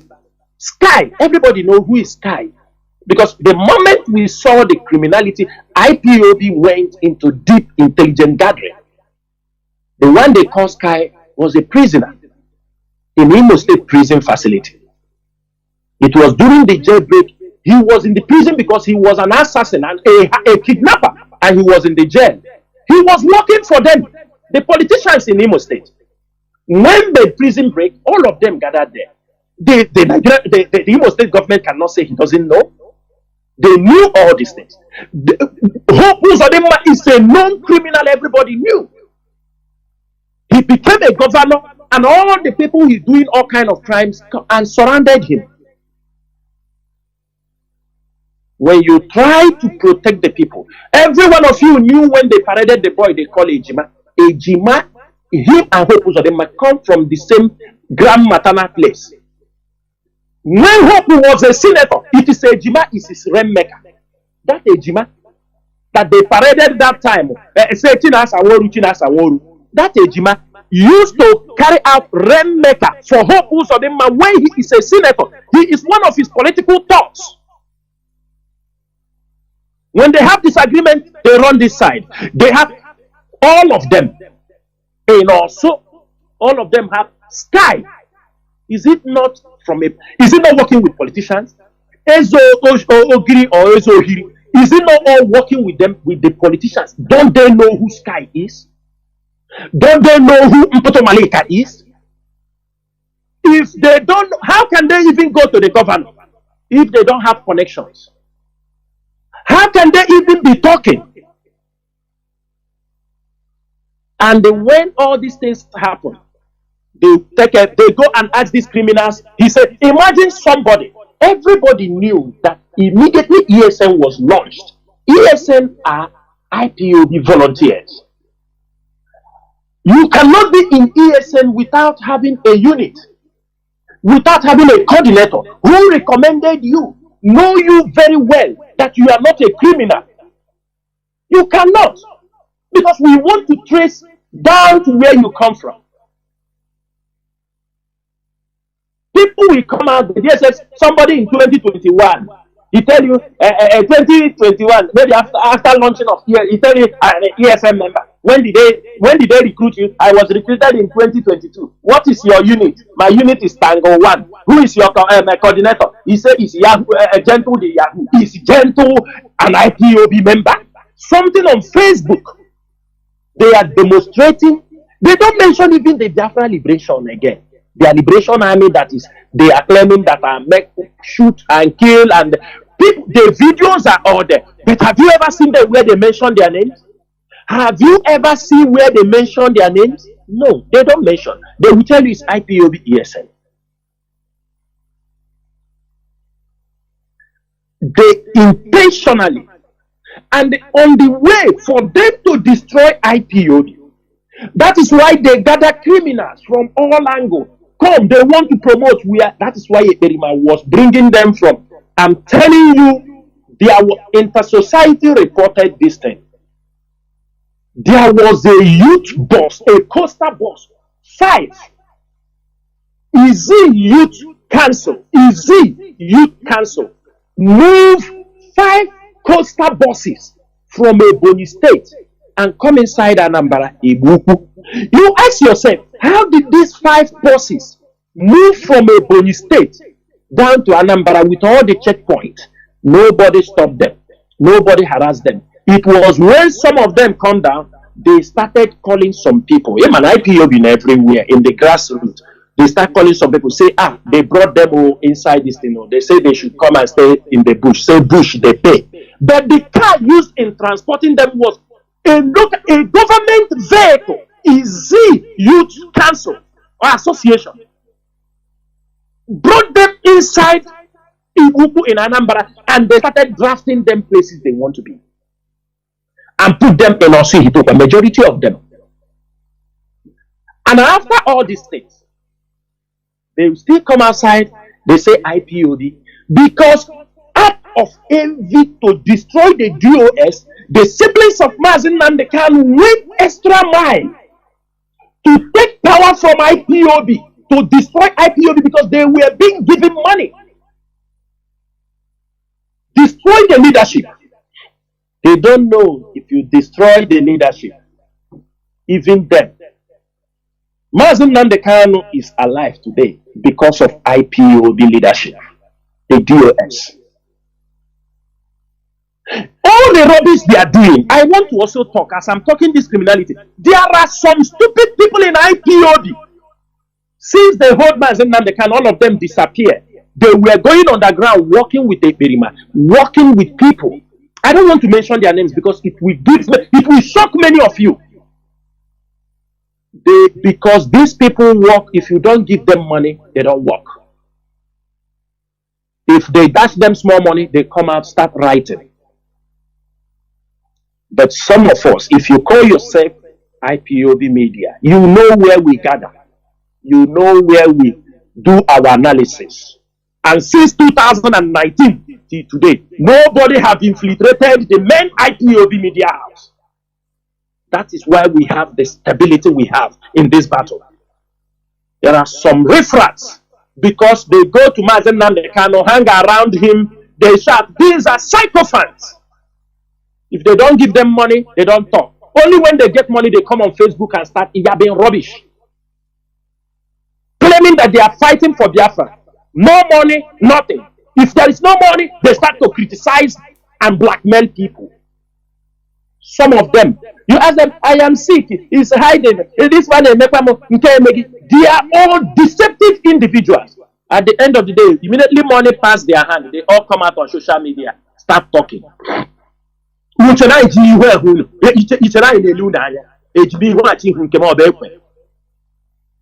because we are confident of the people who have hold this. We have people who are hardcore. Whether they like it or not, they will perform. Our writers, they are there to analyze things and bring information. It's not when you get credit, you come on social media, you start yabbing, because they give you money. Who is giving who? This is why you people bastardize what we are doing. People look at us, they think with what with the siblings of Mazi Chinasa Nworu, they come out there writing junk. They have set their own army. They want to have their own, they make their own security, motherland. They have made their own radio. They've made their everything IPOB made. Even as we formed agri something and when we announced this agricultural something last year, they went and formed their own agricultural group and put their sister as head of the distance. I know Leleha. We just they watch them. If I know, even now the family of Mazi Chinasa Nworu will be making this thing or part of IPOB, I will never join IPOB. Be doing this thing they are doing. The life of millions of people are at stake, and they're playing politics with our lives. But I'm telling them one thing: Mazi Chinasa Nworu can never go down for this rubbish.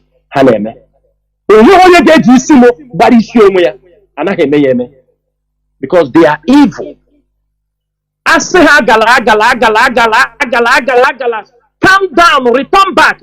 Because their plan, how do we destroy these people? This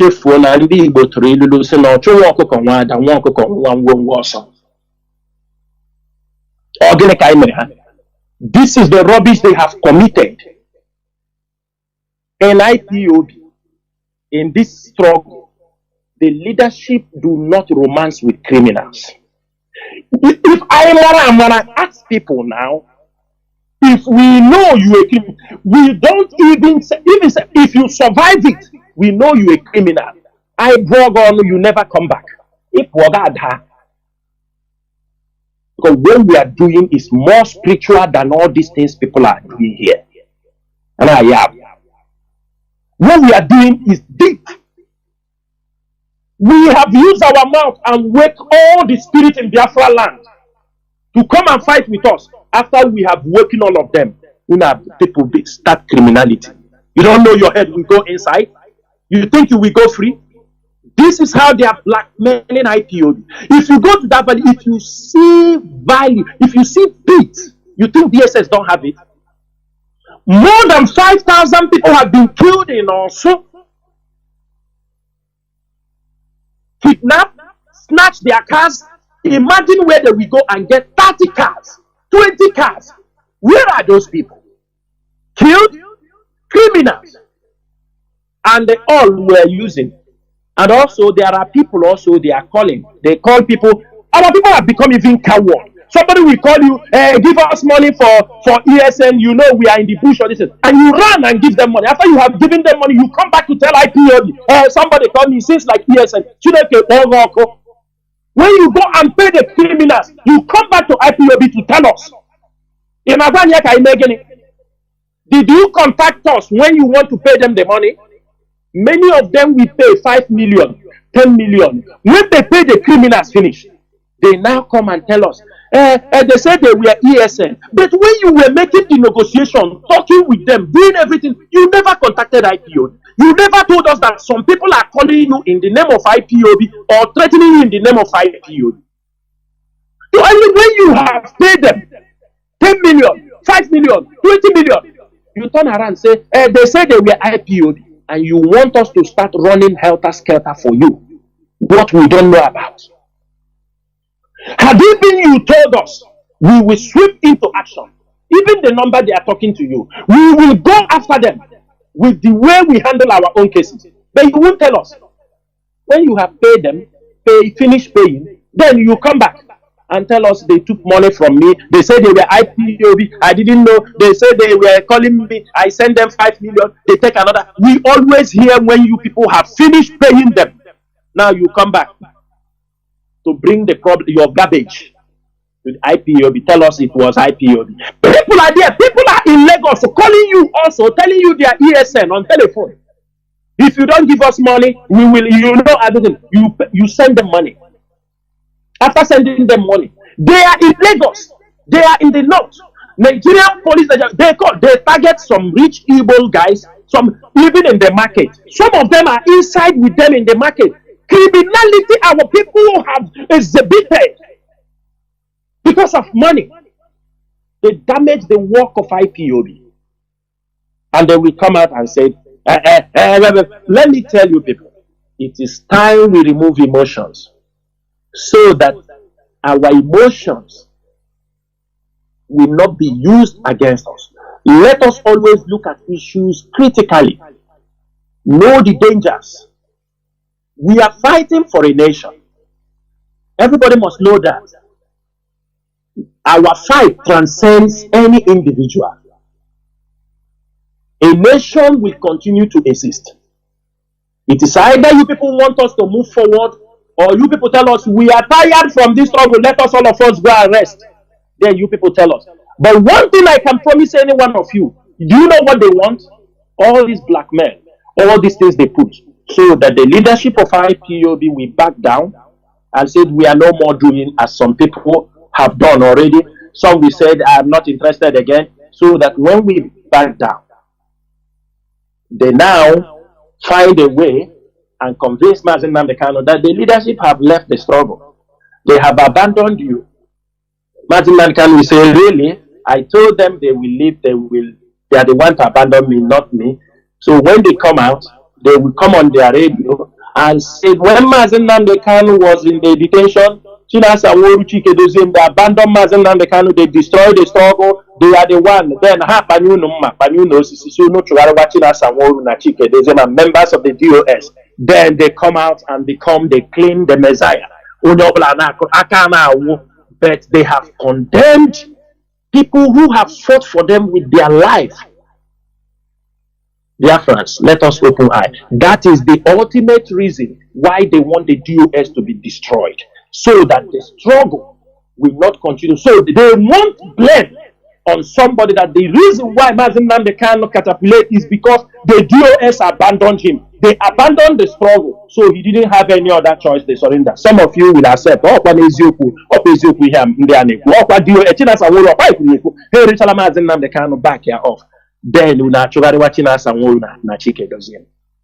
and other members of the DOS. I am also in a defensive mode. We know all the game. We know everything they are planning, and we are going to make sure that all these plans failed, and we will come out on top to tell our people, we know freedom fighting is not easy, but when you are called for a mission, you must fulfill your destiny. There were Mazi.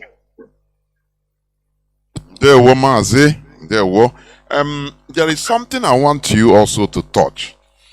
You know, in all this, because when in all these travels, Mazi Nnamdi Kanu is the person that is bearing the brunt mostly, because he is physically suffering.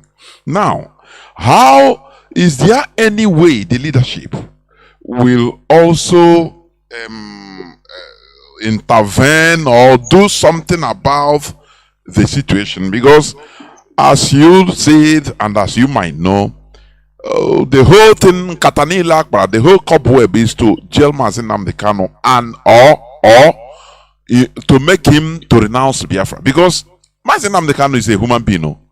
There is a limit, you know, like the law of elasticity, as you may know. There is a limit. An elastic will be drawn, you know, it will break. No matter that it is docile, you know, it is flexible, but there is a limit. When you see, because all these things are playing on his head also. The DSS, these are intelligent job, you know. So, is there no way, is there any way that what these people, because what we are doing, we are engaging in fight. It's a fight. All round, whether with these people, I mean, Kanu family, everything IPOB is engaged in, or is not an easy job. So, whether is there any other way in order to also rectify this before it becomes too late for Mazi Nnamdi Kanu, not for the struggle. I mean, for Mazi Nnamdi Kanu. Mazi, please go on. Mazi, I hope I'm coming out clear, right? I will tell you one thing. One of our major goals is to make sure that Mazi Nnamdi Kanu regain his freedom. Are you understanding me? And because whenever we want to display or execute some plans we have and made it public, it is being countered by the family, the siblings. If you doubt me, let us say something now, what we plan to do. Tomorrow they will counter it, they will call it, they will bastardize it. And you start asking yourself, what is the benefit for all these things? Mazi, we are fighting for Mazi Nnamdi Kanu. I'm fighting for Biafrans. Have they heard that one day that they are making fundraising for Chinasa Nworu or Chike Doziem? For them, everything is all about money because that is their mindset and that is what they do. They think everything is all about money. That's what they think. Mazi, the leadership decided to keep every move they make for the release of Mazi Nnamdi Kanu, to correct certain things and make sure that at the end, Mazi Nnamdi Kanu will come out from the hands of the Nigerian government alive. It is not something, they have made, let me tell you, they don't know they were bastardizing the struggle. If the leadership takes decision about certain things, they come out and start shouting, did Mazi Nnamdi Kanu approve it? How can we be going to Mazi Nnamdi Kanu, who is in the DSS custody? The DSS are hearing whatever they say there and go there to take what we know is good for the struggle. You know why? You know why they want us to pass every information? Because they know, good or bad, they will hear it. Either that Mazi Nnamdi Kanu will tell them, okay, see this plan. They come out and attack that particular thing, or they will sabotage it. That is what they do. The leadership is, we are not. Let me tell you, Mazi, sometimes it became, you are trying to work out things. If I can tell Biafrans, in case everybody, I have to make it known. Do you know, even if you try to work things out, even the wife of Mazi Nnamdi Kanu, many of you did not know that Kalonta sent the father message and told him that he will assassinate her. He will kill the wife of Mazi Nnamdi Kanu. It's on record. This is the level these people are going. They say they will assassinate, they will kill Mazi Nnamdi Kanu's wife. I want you people to know the level. If these people can go to this point to threaten the wife of their brother, you will know what they can do. That is to show you the level these people are going. All is to make sure that they destroy the DOS, or if the wife says something, why not allow this structure to be? She will get a threat to be killed. But one thing, you see this kind of people who always open their mouth, talk. They will open mouth, threatening everybody. I will kill you, I will kill you. Anybody they do, they are opening mouth, talking rubbish. I kill you, I kill you, I kill you. As if they have the life, they are the one who created the life. There is no evil man you will open mouth. Unless a fool, you tell him you will kill him, and he will stand be looking at you. You will kill him. Only cowards do that. They wake up threatening people, anybody. It's very easy in his mouth. Sometimes I start to wonder that the guy may have some people say it's mental nyokwe. I don't know what I will call it, but he is not correct in his mind. Because sometimes they talk rubbish. They threaten people, kill you, kill you, kill you, kill you. Ojosa Bakurok, Amagenokubo. Mazi, the DOS is always day and night mapping out strategy. How do we solve this problem? And it is a problem we are the one. The burden lies on our shoulder, and we are the one going to do it. And at the end of the day, Mazi Nnamdi Kanu will regain his freedom, and people will say indeed, you people were called for the restoration of Biafra. Ndewo Mazi.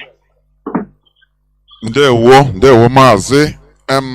Also, this question I want to bring in again.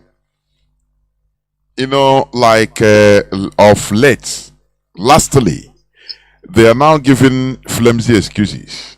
I mean, Kanos, let me call it like that, the Kano sibling and the lawyer, that they have to back out. They if this and that, they will back out of the case of Mazi Nnamdi Kanu. Of which all these flimsy excuses they are giving, it has been something. It is something that you have been shouting on here on radio, telling them, look, this, that. Now, what do you think about this their stance? This their stance. What do you think? I want to ask everybody listening, is there anything new Aloye Ejimakor have done since he took over Mazi Nnamdi Kanu case? Is there anything new? Is there anything he is telling Biafrans that we have not heard for since 2001? Is there anything? Nothing new. Is there anything, just I want, if there is anything, somebody said they get court date very fast, and I told the person it's a lie, because the government have already said it, that they need this case, they need an accelerated hearing. It is not in their hands any longer. Even that day in the court, when Binta Nyako said, okay, I have denied him then, can we continue the trial? Then Aloye Ejimakor said, my lord, he is not ready. They are not ready. But I told them, I used to pass, say, you people have the case file. Go and study the case since you want to go to court. Stop all this small media propaganda you are accusing this person. You know what they want? Do you know why I don't want to talk much? And I don't want to, when they are doing those things, I don't talk. I don't want to talk. Then as I come here, I will say it the way it is. They are looking how to distract the attention of the promises they have made to Mazi Nnamdi Kanu. Are you understanding me? They are looking for who to put the blame on. Aloye Ejimakor later wrote, I hear when he wrote it, that it should be the new mantra, no trial, no. But is it not what we have said all this time? Is there anything new? That everybody should turn it to be the new mantra. The new mantra, no more trial. I saw the brother giving Nigerian government order. They must send Mazi Nnamdi Kanu to Kuje. They must do this thing. Go and take him from DSS. Because you people are saying court of execution, that they granted Mazi Nnamdi Kanu, appeal court granted him, discharged him and acquitted him. That was on 14th October.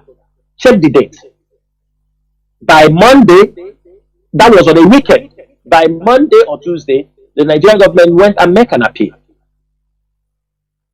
So that is where they say he didn't bring out Mazi Nnamdi Kanu within that weekend.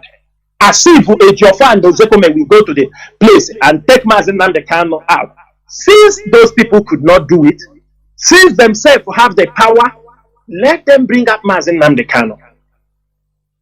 And stop all this propaganda. What they are looking for is who will be having discussion. They will say, it is you now, make Mazi Nnamdi Kanu did not come out. Because every day they will go to court.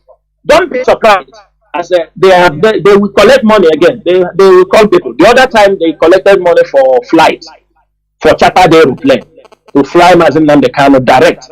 This one again, they brought cars in front of chartered cars. Immediately come out and enter straight to Afaruku. These are jokers. Mazi, they are looking for who to blame.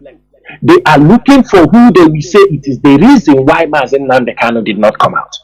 They are looking for saying, this is what this person is saying, that is why Mazi Nnamdi Kanu is not coming out. That's why you see them every day, they find one propaganda or the other, they raise propaganda. When they say they want to, they will go, they say Chinasa is anti-Israel and they pro-Hamas. I laugh at them. Do you understand me? I don't give a shit. Because they are trying to poke.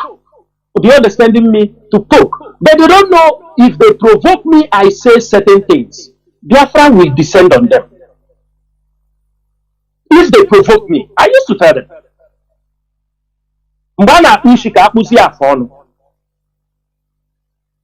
if they provoke me, but I don't want to be provoked because I have passed the stage of people to provoke me. I have grown more mature, more than who I am before. I have learned to handle cases, if not by the grace of Chukwudi Kabiama. And if I am not genuine, by now I will not be in this struggle because I am one of the person in this struggle. I have been blackmailed more than any other person in this struggle since the rendition of Mazi Nnamdi Kanu.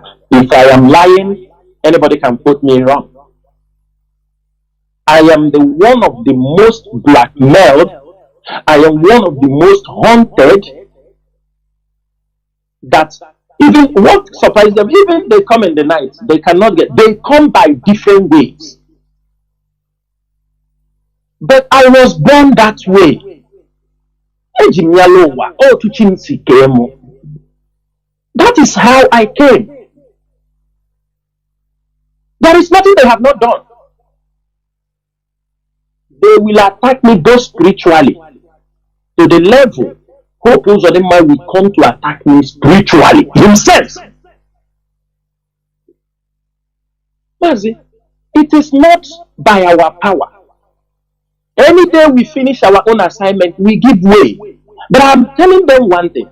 Even our politicians who do not want to come out and they seek for the release of Mazi Nnamdi Kanu, I am happy that we are grooming more hardcore Biafrans who are growing up. I think Ono has died. Many of them will be dying. By God's grace, in the next 10 years, we may become the most senior. Hardliners, Biafra restoration, do you understand me? Hardliners. We are going to grow old. We become the brain. They cannot kill all of us. We have impregnated people with the Biafran dream. That no matter what they have done, we are now looking ahead. We are saying, even if we continue this project, in the next 10 years, we may find ourselves to be the elders in the society. And Nigeria knows what they will get by that time. They will know that before they talk, they will remember the names of the people who have been championing for the freedom of their people for the past 20 or 25 years. And they will know this is no-go area. And at that time, they will know there will be no way. We did not come accidentally. If we, and you see, let me tell you this struggle. If we don't accomplish it, we come again in the next life. In our place, reincarnation is real. Nobody should underestimate that. If we fail to complete this mission, we will come back again in the next life and continue the struggle. They like it or they don't like it. And they can also testify that some of us, the way we behave, the way we talk, how the spirit in us, it is not that normal Nigerian spirit. They're supposed to know we are those people that they try to kill. Those plants they try to cut. But the seeds we have germinated again. There were. Lastly, because this is also one of the questions that has been in people's minds, some are asking it openly, others are murmuring it. All these things and the characters of Onyendu sibling to the extent of even making people like our barrister, Ejiofor, to quit and Ozokeme. Does it mean that Mazi Nnamdi, because we say Onyendu have the right to appoint any lawyer? Yes. It doesn't matter whatever happens, but as a human being, he teaches us common sense and he has it. That one I'm sure. Is Onyendu not away in any way? Normally, because ndị Igbo na-asị ọkụkọ anakwa na-echefu onye kpọrọ ya onye furu ya ọdụ n'udu mmiri. Ejiofor suffered, have suffered, defending Mazi Nnamdi Kanu, of which he know. So, does it mean that Mazi Nnamdi Kanu is not aware or he's not in there? Even if explanation doesn't really matter because he experienced it. to the extent all these things are happening, does it mean that he's under Mazi Nnamdi Kanu's accord, or he's not aware? Because that one I cannot think about it or accept it, that he's not aware. So can you touch that side? Because this is what many people have been asking, both overtly and covertly. Mazi, please. And now from there you proceed to, I think this will be the last question. You proceed to making announcements. Okay, Mazi, I will answer you this thing in a very simple way. Yes, Mazi Nnamdi Kanu, let me tell you, in this case, if Mazi Nnamdi Kanu did not give consent and write and sign that this is the lawyer that will represent him, there is nothing we can do about it. Like they say, you can force a horse to the stream, but you can't force him to drink water. He knows, do you understand me? Some reasons is best left for him to make the decision. But we are in a position to advise him, to tell him, are you understanding me? The position of things. That is one thing we have to know. Our duty is to inform him, to advise him that this way you are going is not the right.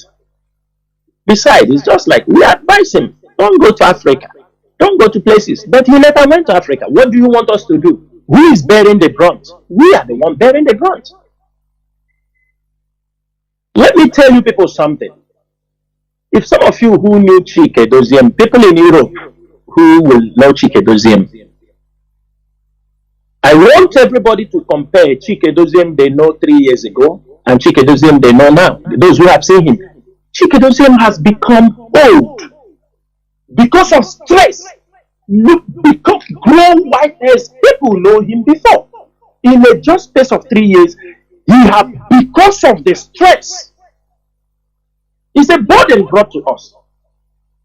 If Onyendu have listened to us, or we tell him, don't go here, don't go advice, we won't be in this situation. We will be in a place to channel the struggle in another stage. We are the one bearing the brunt, not him. He's in the DSS custody, white or right is understood. Many people have died on the process of trying to protect Mazi Nnamdi Kanu. Many people have lost their lives. People have lost their businesses. People have lost a lot of things. We are paying heavy price to make sure that Mazi Nnamdi Kanu will understand what is happening. I don't know what else we have to do. We are paying the price. But we know we are fighting with a bigger force. We are fighting with a bigger force. They have to sabotage everything we are doing. That is one of the things that you have to understand, Mazi. He has right to say, we will do the one we can do. And there is nothing you can do about it. But the most important thing is, while we are having all these challenges, are we focused on the bigger picture, which is the restoration of Biafra? Let me tell you one thing. I tell you, this has become an obligation and something we cannot, no matter anything. We have taken our message to countries. We have engaged with countries. So tomorrow now, do you want us to go and tell the countries we are no more doing again? Is that not the most stupid thing ever we can do? And that is what they have been saying about consistency. Because we have built some solid relationship and people are seeing it. Nigerian government knows. So suddenly, they want us to back out so that we make caricature of the Biafra struggle in front of the international community. People approach us. Countries have heard our story. They are interested in our story. But, this internationally, don't expect them to come out and start talking all like this. Because, so all of a sudden, because of all these things, we quit. They say we talk about. These guys, they are not consistent. We want to prove people wrong. That there are young Igbo Biafran men who will stand to make sure that Biafra gets freedom. No enticement, no money. The deal is give us a referendum for the restoration of Biafra. That is the only single thing we have in our agenda. That is why they know that we are not easily, we cannot be, they know, the government know, the politicians know, we, this set of IPOB leadership, we cannot be easily cajoled. We cannot even be drawn close. We are very far from them. That's why the people they saw around them, they said they use them to play because they cannot confront us. They know our mindset. And they tell them also, they know that we cannot compromise. But the only thing we will accept is give us a date for a referendum. Let us know if Biafran says they want to remain as Nigerians, then we know how we go from there. That is all. Mazi, to continue, I want to touch another topic, which is the criminality also in Anambra being carried out by the AVGs. AVG and the Fulani herdsmen, and also our message to the governors. This is the topic I want to touch. You know, Mazi, criminality, I use also as a case study in Imo State. And I want to use what is happening, the criminality among the AVG in Anambra. You know, that is Anambra Vigilante, official Anambra Vigilante group. Yes, official Anambra Vigilante. You know, this official Anambra Vigilante was formed by this, he was the guy behind it, Ebakeba. And you know this Ebakeba, he was under the regime of, was the former governor, Obiano. He was his security aide. This guy committed a lot of atrocities, killed many IPOB members with all these people. And he took over, become a Homeland Commissioner for Soludo. When he got the full license to organize men they are using for the same assassination plots. All these groups they form is just they use them in preparation for elections because the governors, most of them don't work. They depend on people they form. They will use and intimidate people. You know, when you don't work, you don't expect to win next time. So the only thing they do is they make sure they bring in Fulani herdsmen, give them a place. Because they will use them to terrorize the people. They will use them to terrorize. When they put up Fulani one side, they create AVG to be able to license all the criminals. Do you understand me? They will be able to license, hand over guns to the criminals, the murderers, all the people, their thoughts. They will use them and hand over. Mazi, sometimes, if you see what is happening in the headquarters of the AVG, you will shed tears. There is an AVG station in Anambra. I don't want to mention the name, their place, but that place, I think something later happened there.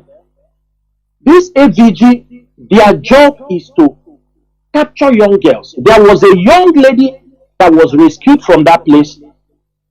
This girl was inside that place. She's 5 months pregnant. And all the AVG, they were a young girl of 16 years. They were using the girl. They impregnated that young girl inside the AVG office. They go out, catch our young girls. Imagine, I start to ask, when did our young men, there are a lot of women out there. There are a lot of young ladies out there.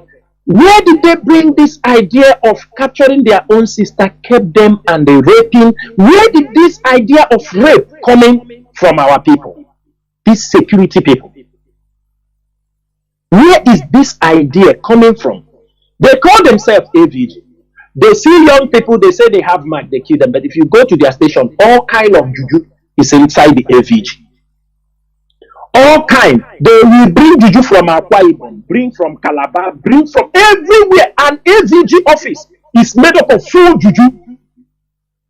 But when they see, they have marks in their body, but when they see a young Igbo man who has one mark, maybe traditional mark in their village, they will kill. Presently, as I am talking to you, somebody tell, because you know, when it starts, when IPOB start now, or we give order to ESN, we say, pursue these people. These are evil people. They will come out, the ESN have come, IPOB have come. Now, the AVG in Opo, for you to know, they are the same criminals. Some of them have run from Osu. Some of them are from Anambra who were working in Osu. As pressure is high, some of them have joined the AVG in Anambra. If you go to AVG Anambra, have a place they are pieces people's car and sell. AVG Anambra. They now kidnap our own people also. For you to know, it is a recycle of criminals within the state. They now kidnap our own people, take money. If you don't say that this criminal, this unknown government, they are the same people with the uniform. The same people committing all this crime.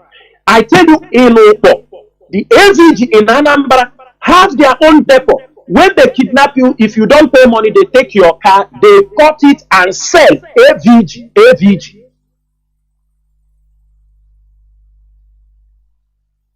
Mazi, you know why I'm saying this about AVG? You know, the Nigerian intelligence now, let me say the DSS and the police will be surprised this thing I'm going to talk.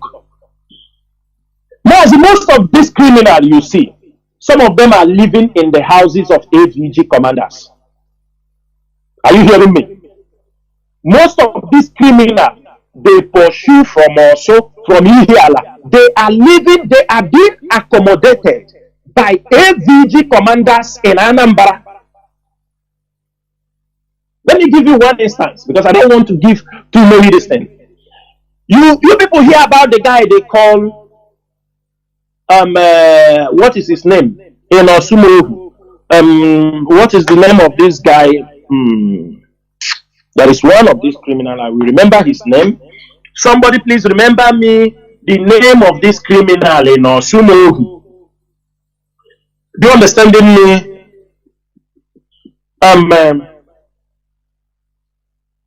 What is his name?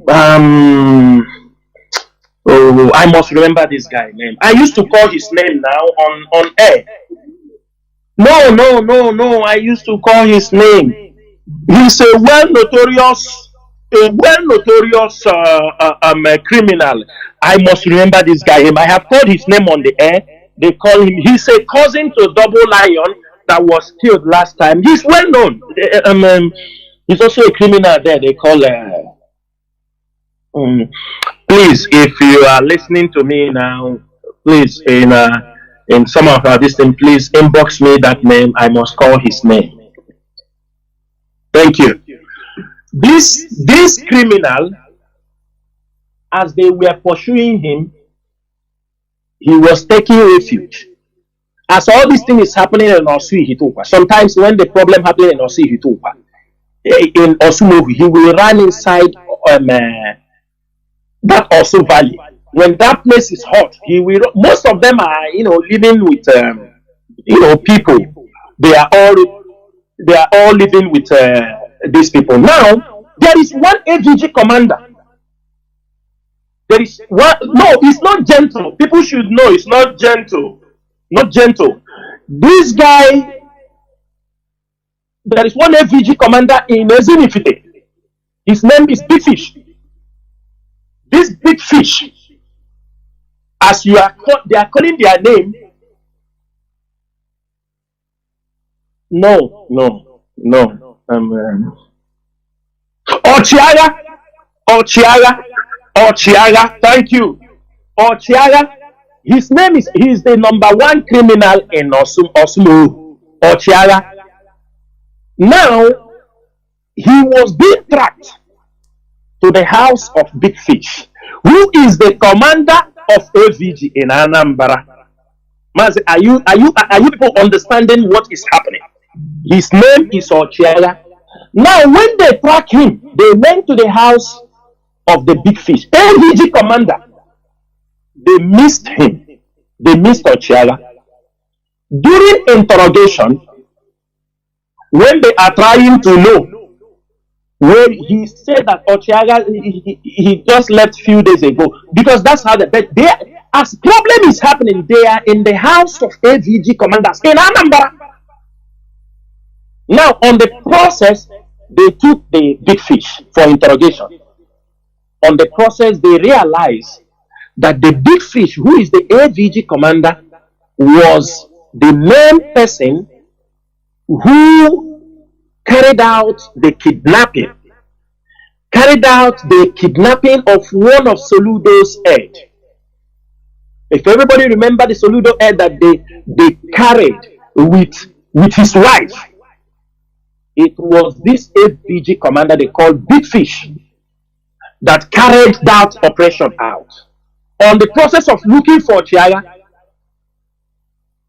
AVG commander, most of the kidnapping happening in Anambra are carried out by AVG members. The same criminals. They now run from Osu and join the AVG. And they stay under that umbrella. You can see the traces of the criminality also operating in Anambra. They are the one calling people also online in the main market everywhere. Is the same people. They have now recruited them on the process. Come out and join it. They are now, most of them, inside AVG. And the government will not say they don't know. This is how they recycle criminals in and out, in and out, in and out of that territory. Today, the AVG is the headquarters of criminal activities. They kidnap, they seize people's cars, they cut people's cars, and they be able to sell. These are people Soludo handed over. Today, go to Awka North. I want to tell people, most of you used to forget something. In 2017, when when Buhari was still in power, Fulani mercenaries, herdsmen, came into, we started on it on Radio Biafra. Many of you have forgotten. They came in through the riverine area and entered Awka North from Obaru, those axes.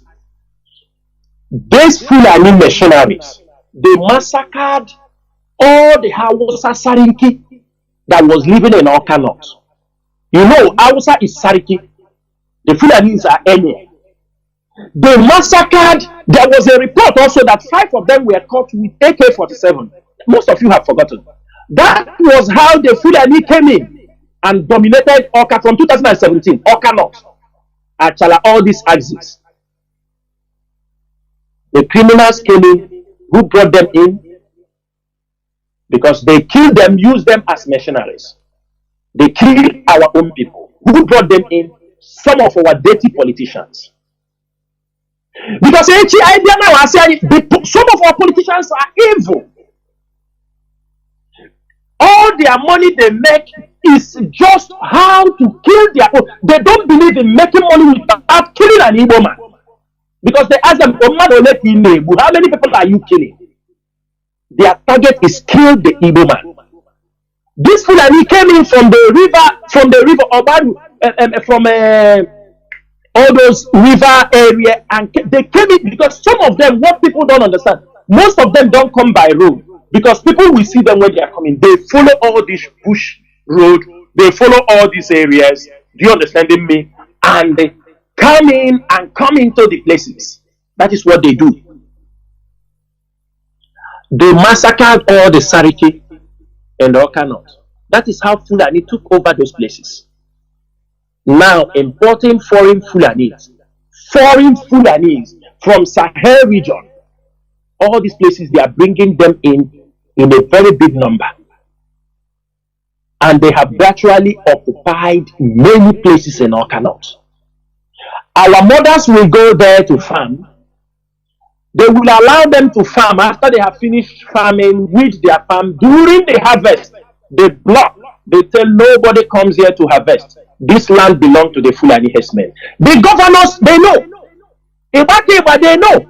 These are people who use the Fulanese and all these criminals to intimidate our own people, to make people to live under fear. And there are people who are being used to bring them in. They give them car, give them some money. They don't care what they do because they have taken money. When he operates 1, 2 years, you see him come out for local government chairman. They Fulani support him. You see him going to be a special advisor. They will lobby. He go and be special advisor for the governor. And at the end of the day, you see people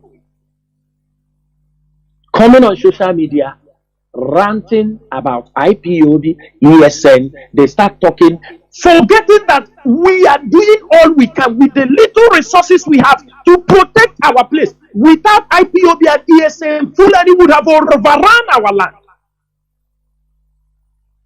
Most of you are in the market, a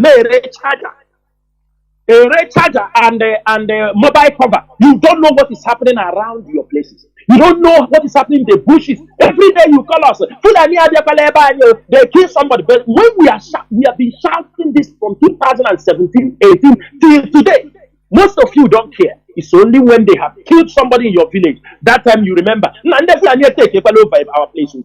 Criminality is going on a daily basis. Our people consider to use the blood of their own brothers to sacrifice because of small money they are giving to them. And most of the people control or cannot. It is from where Eba came from. That is where he recruited many criminals. They were cutting cars, doing everything. Today, if you go to Achala North and ask the people of Achala, they will tell you the tremendous work the ESN have done against the Fulani herdsmen. Today, you can see no more cutting of cars in Achala because you are gone. Because we expose them. Maybe the governor go back. Maybe the governor have seen the truth, what we are shouting.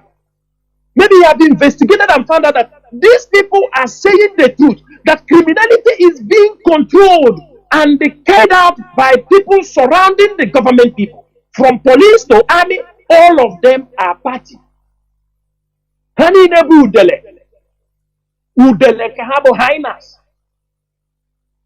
Heartless people.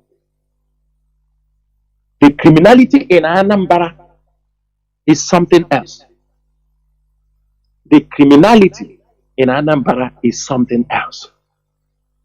We thought that Soludo will come out and make a difference. We don't see anything. A professor, we thought he would come make some difference in Anambra. 3 years has gone. There is nothing done in Anambra. There is nothing. Next year now, before the year runs out, they start making noise every election and the people are being killed on a daily basis. If Fulani don't kill us, their AVG will kill our people. They will intimidate our people. They will do them as they like, and they will be running around. I'm from one AVG. Like you see, he's supporting it. This guy says he's supporting Navy. Don't do something for your state, but make it with good intention. Not because you want to come for politics, you start organizing something. Because you are hoping you want to be a governor, you want to impress the Northerners, you start doing something, pushing. And just because you want to go and serve the Fulanis. And you are ready to sell your own people. Just all the governors in Igbo land, when they come in, especially those ones they put like Enugu now, the Makaban agreement he signed with the Fulani Meiti Allah people. That's why you see him making on about IPOB. He has been talking against IPOB. That man I can also. Because these people are foolish. Because he signed, Dangote helped him. And he signed and they retained his seat. That's why he took over our land. Handed over to Fulani, maltreating people, asking. People don't know that Mbana started taking property tax in Enugu. asking people the money to pay for their houses. Some people giving 300,000 to pay. When he's bringing Fulanis into our land. This was what the Yoruba people were talking. Mbala started implementing it in Enugu. Because you remember when last Christmas our people were showing their mansions. Some Yoruba people said that the government should start taxing our people their mansions they build. Peter Mba has started taxing this money for people in Enugu. Ask people in Enugu, they are bringing them now yearly bill for their property. Some giving 200,000, some 1 million, some 500,000. These are the kind of people they bring into the state to come and lead our people. If anybody who knows Peter Mba, on ahead, don't see who can capo. We will show him that IPOB controlled Biafra land. He will never hand any inch of Biafra land to the Fulanis for their settlement. It will never happen, not in this life, not in our next life.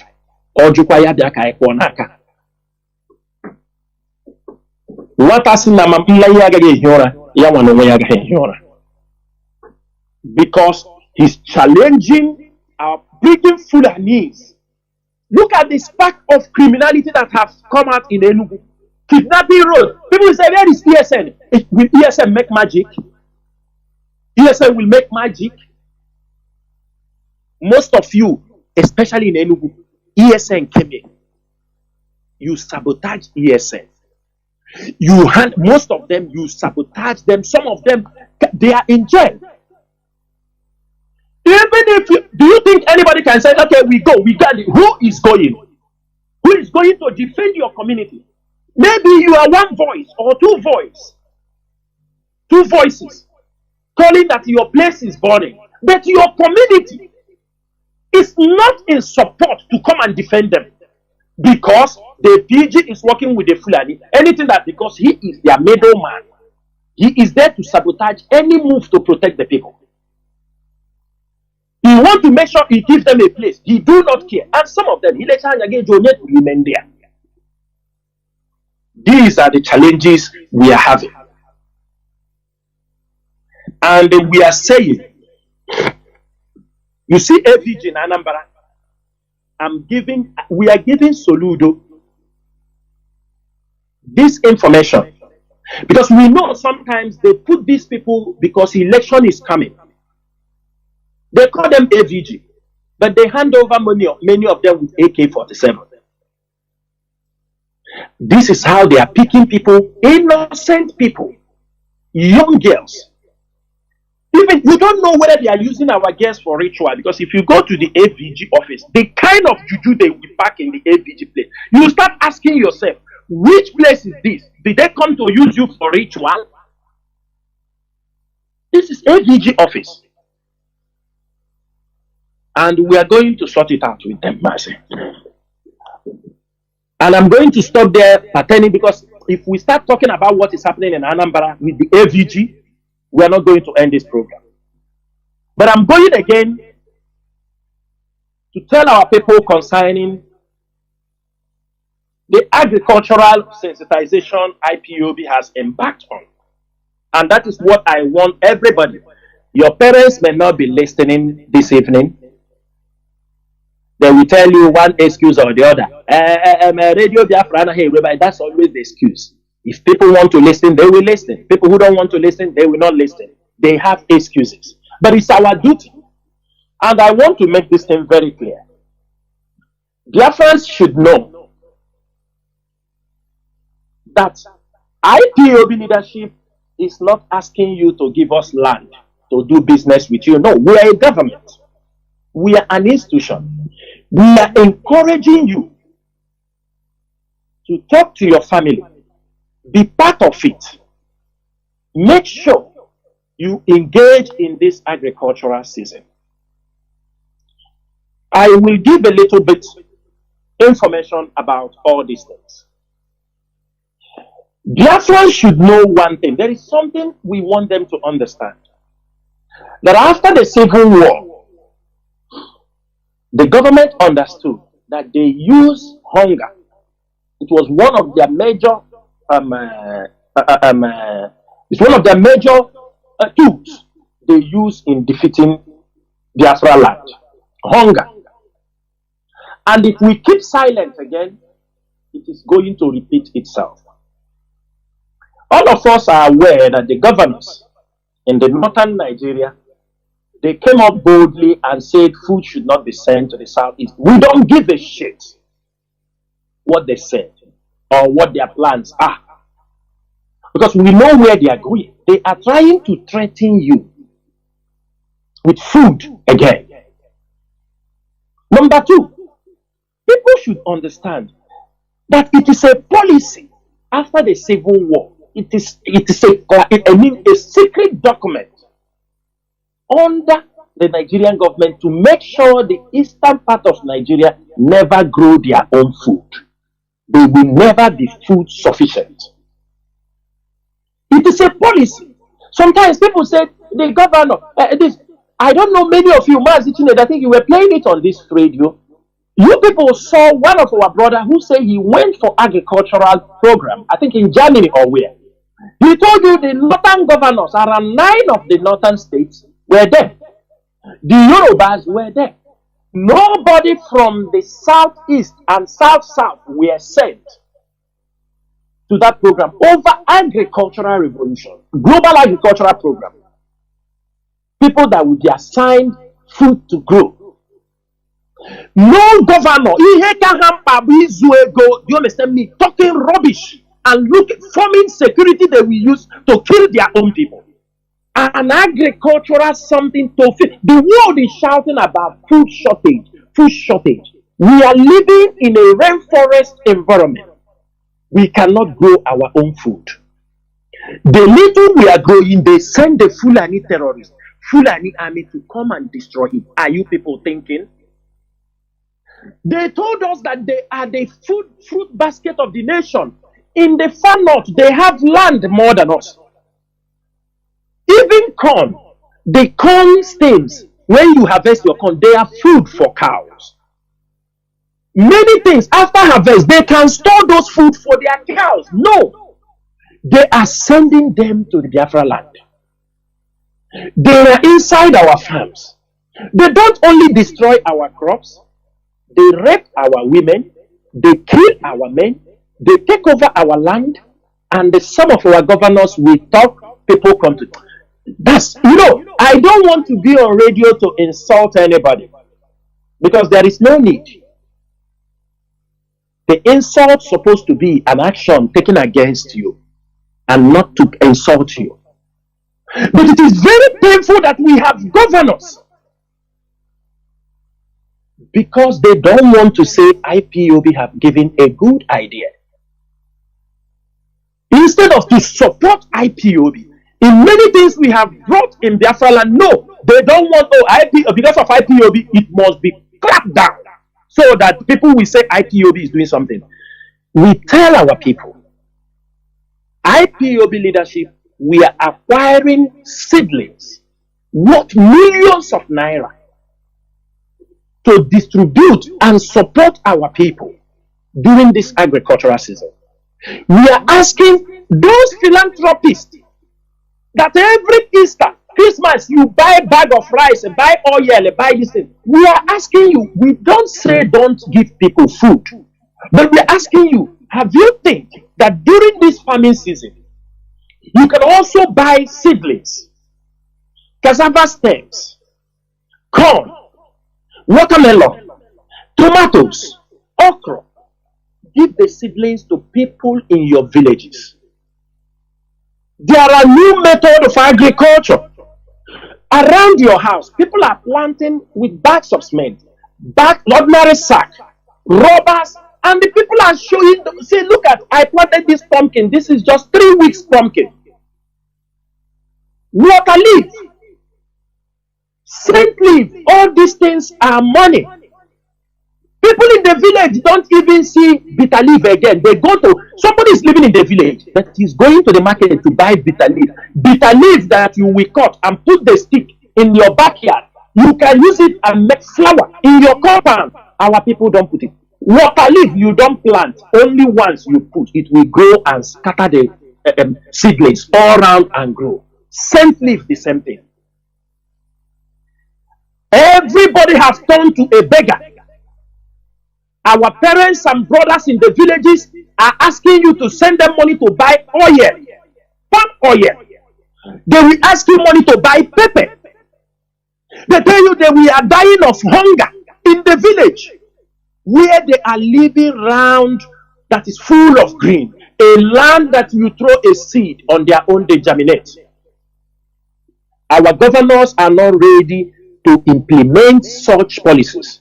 They are only interested, since we are born,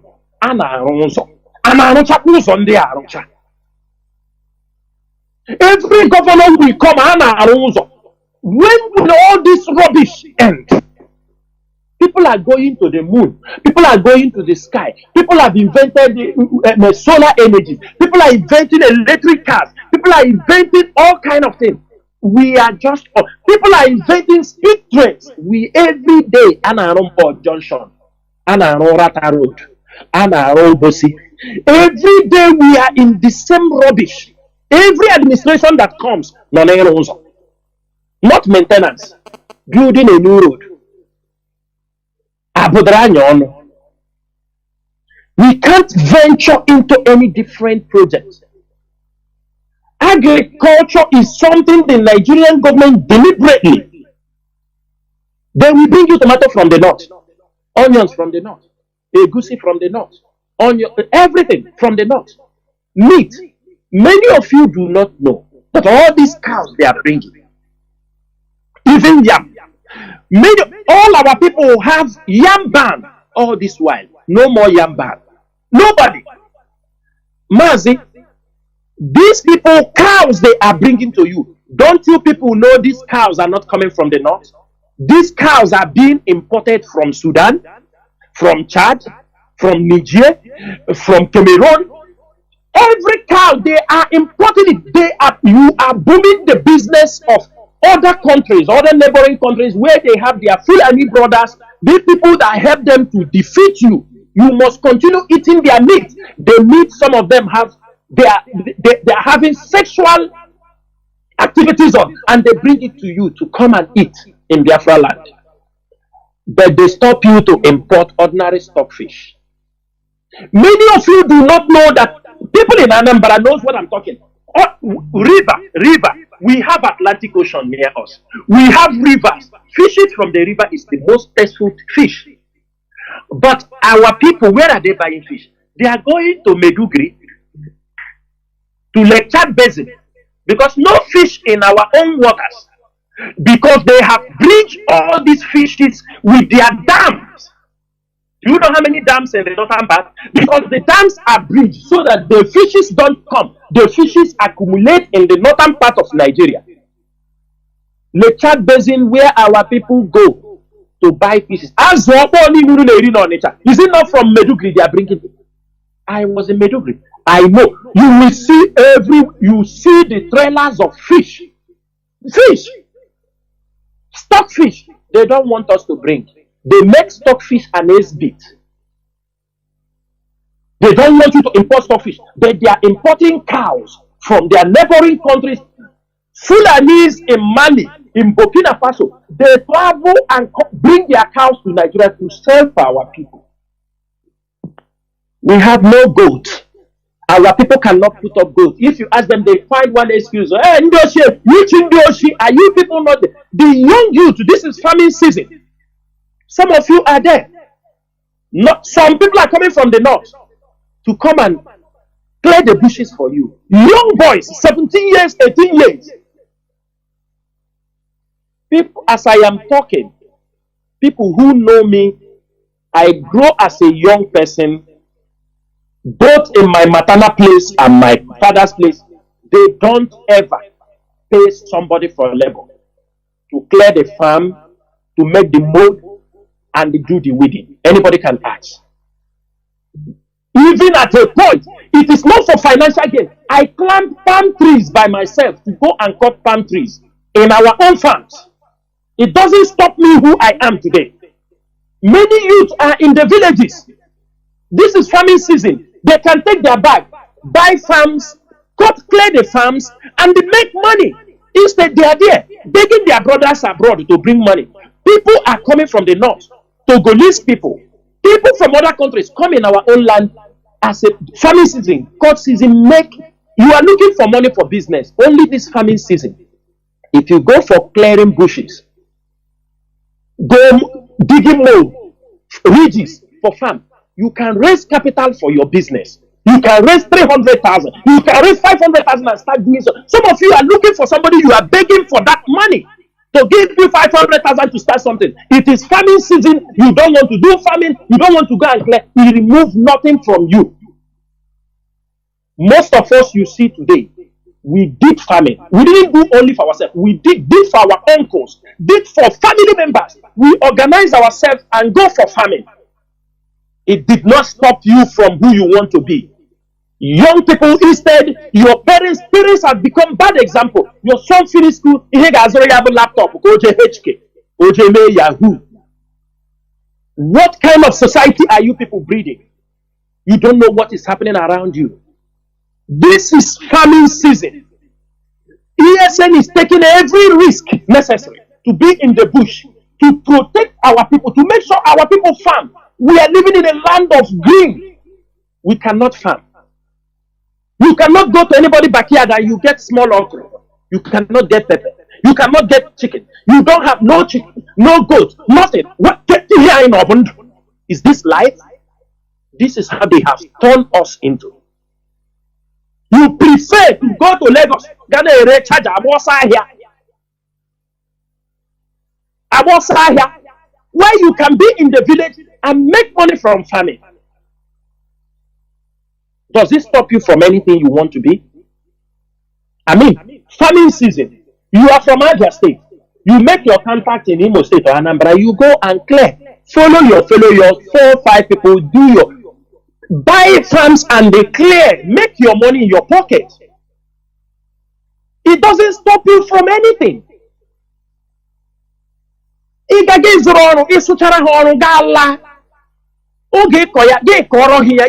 your money. The money belongs to you.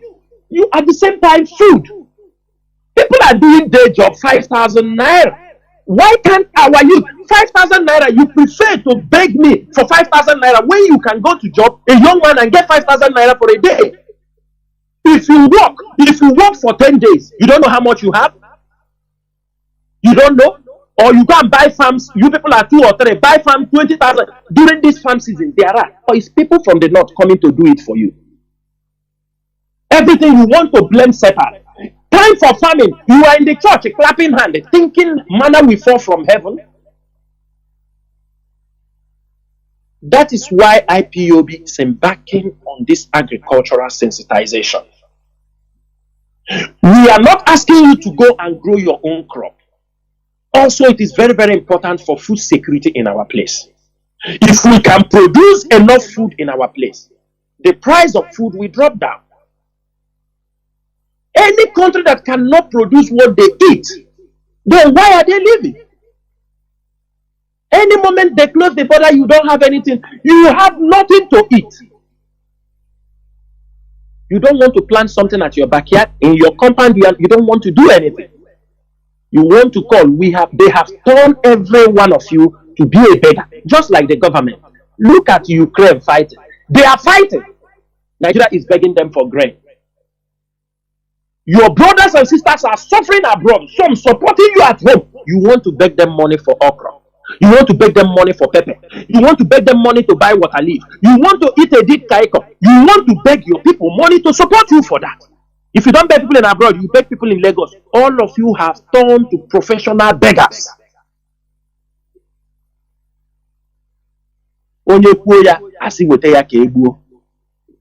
The governors have nothing, no agenda for the people.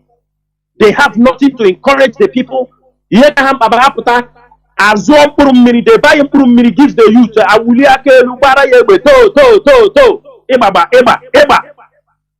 He's very happy.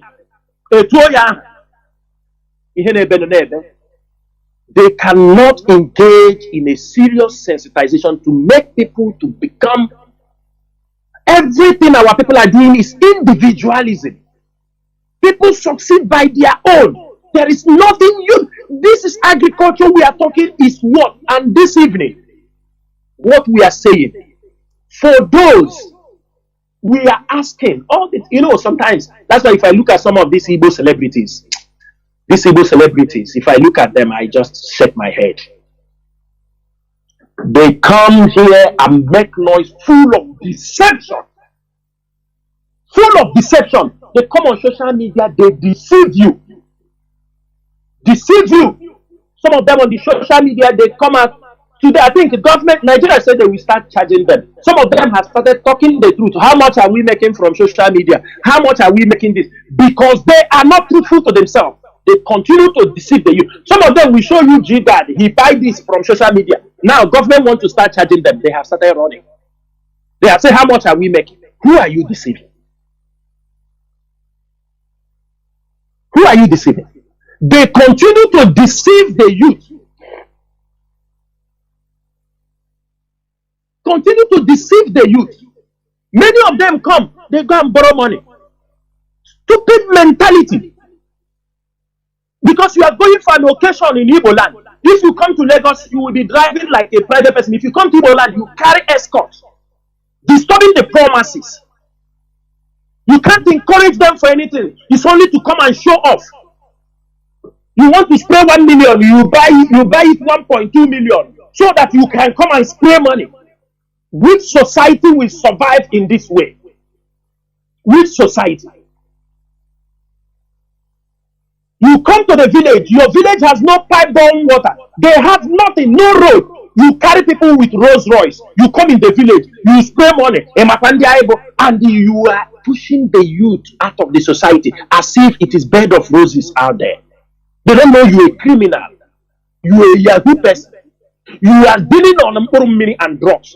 You come and you deceive them, destroying the society with the fake life. The pastors will give you honor. You go, at the end of the day, what you will end up, you just build a big mansion, take chief, and you start making noise everywhere. And this thing's got to stop. Last time I spoke on this place. I said, because we are watching with keen interest, all these stupid ones coming on social media, you come out on social media deceiving of our people. What will we do to you? Because we are taking record of all these stupid sets of people. You come later, you will tell us whether the Elon Musk and even this Dangote, whether it was okay they are doing, that they succeeded. You come on social media to deceive our youth. Okay. We are taking record of every one of you. But up on social media, they are nonsense. You may grow and I protect deceive people. Even pastors coming out to declare rubbish miracles. We are watching every one of you. Days has gone when you people, if you people don't know what to do, encourage people to go into farming. The churches should encourage people, their members, to go into farming, so that at the end of the farming, during harvest, they will bring something for the house of the Lord. That is the harvest.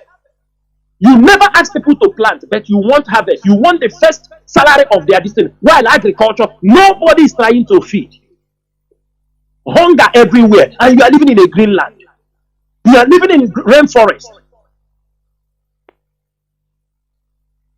And every day we continue to suffer. The people we expect to correct these abnormalities in our society, they are busy talking rubbish, taking titles. You go for their occasions, they will spend all the time introducing themselves.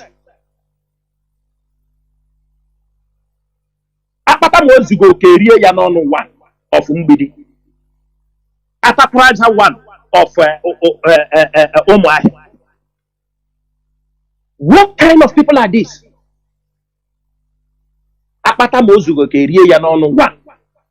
You cannot be able to use this all this thing you are doing in social media and promote agriculture in our land. There is hunger. If a war comes against us, it will be difficult to bring you food. what they did against, you think the Fulani they are stopping? You think this mission is stopping? Today, Russians have bring soldiers in Niger. They have bringing their soldiers in Niger to show you the game is just starting. I can afford this, issue be my mind. And all of you are there. Even some making content, rubbish content. Make content that are educational for our people, for our young ones. The governors cannot open mouth and enact laws and policies within the state. Church leaders cannot do anything. I have the power. I have the Sebula printed. I have rubbish. And at church in Biafrans, I know if I start talking about the stupidity of our people, we are not going to live here today. And what I am saying here is today, most of you have heard what I said here. The agricultural sensitization is something we want in your villages. Support the people. Even if you know you cannot, if you can tell IPOB, come and take these seedlings and distribute to the people, we will do it. We will handle the logistics. Hand us over seedlings, maize, groundnut. Hand it over to IPOB. Tell IPOB, I want to give you 1 ton of seedlings. I want you people to. We will do it wholeheartedly. Support IPOB to make sure that food is in our land. It is in our region. Every day we are Fulani herdsmen. Some of you are not seeing the danger. These people are everywhere. And with the little resources, ESN is trying to contain them. Because these people are mean. They are terrorists. They have no mercy for our people. How many of you is supporting ESN? None of you. How many? How many of you are supporting ESN? Nobody. But sometimes people come here, ESN and on the IPOB. Tomorrow now, you say that IPOB is insulting people. But you know, we are not asking you give us money. You may find it difficult so that it's doing what IPOB. Nobody will insult you. No problem. If you are bold enough, there are ways. Contact IPOB leadership. Tell us, I'm giving you people these seedlings. Share it to our people. IPOB, let me tell you people something. In Biafra land, we have 240 something local government. I don't want to go deep to tell you, but we have the record of everything we are doing. If we can be able to empower in each local government 500 farmers, let's put it that way, 500 farmers, not everybody, even 500 is too much. In out of these 200 and something local government in Biafra land, if we can be able to provide 100 to 200, let me just be on a minimal, 200 farmers, enough seedlings, I'm telling you, during harvest, most of you cannot believe what food will be costing in Biafra land. All this corn you plant once in 1 year. Corns can be planted 3 times in a year in Biafra land. You can plant corn 3 times in a year.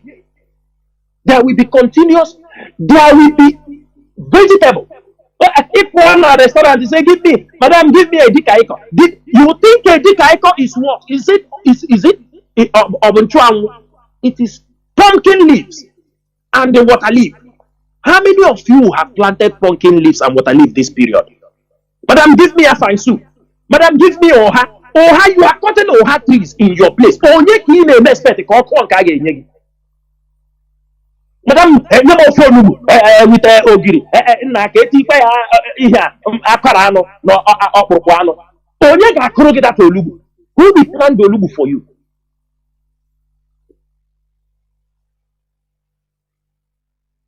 people don't know that you can have a farm for Lubu. You can have a farm for water leaf. You can have a farm for pumpkin leaves. If my people run a restaurant, Madam, Lubu adding in this. Did you plant anyone? Or you can expect for Lubu.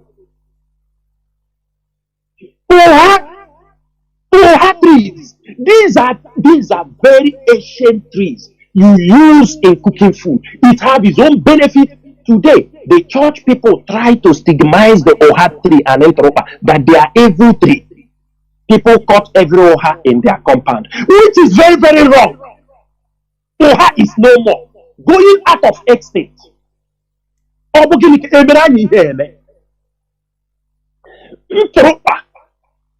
Many of you do not know what is Entropa. Many Igbos don't know what is Ngwo. But he don't know there is raffia palm. Where is Ngwo today? These are original organic trees in our place. And Pastor Koroge something. That Oha in your father's compound. Oha is a tree you use to know seasons, the times they dry off and fall off and new ones summertime. These are trees that are being used by the ancient people to calculate seasons, time and seasons. They don't throw honey on a compound. You plant another one. Instead, you just zero tree, wine tree, champagne tree.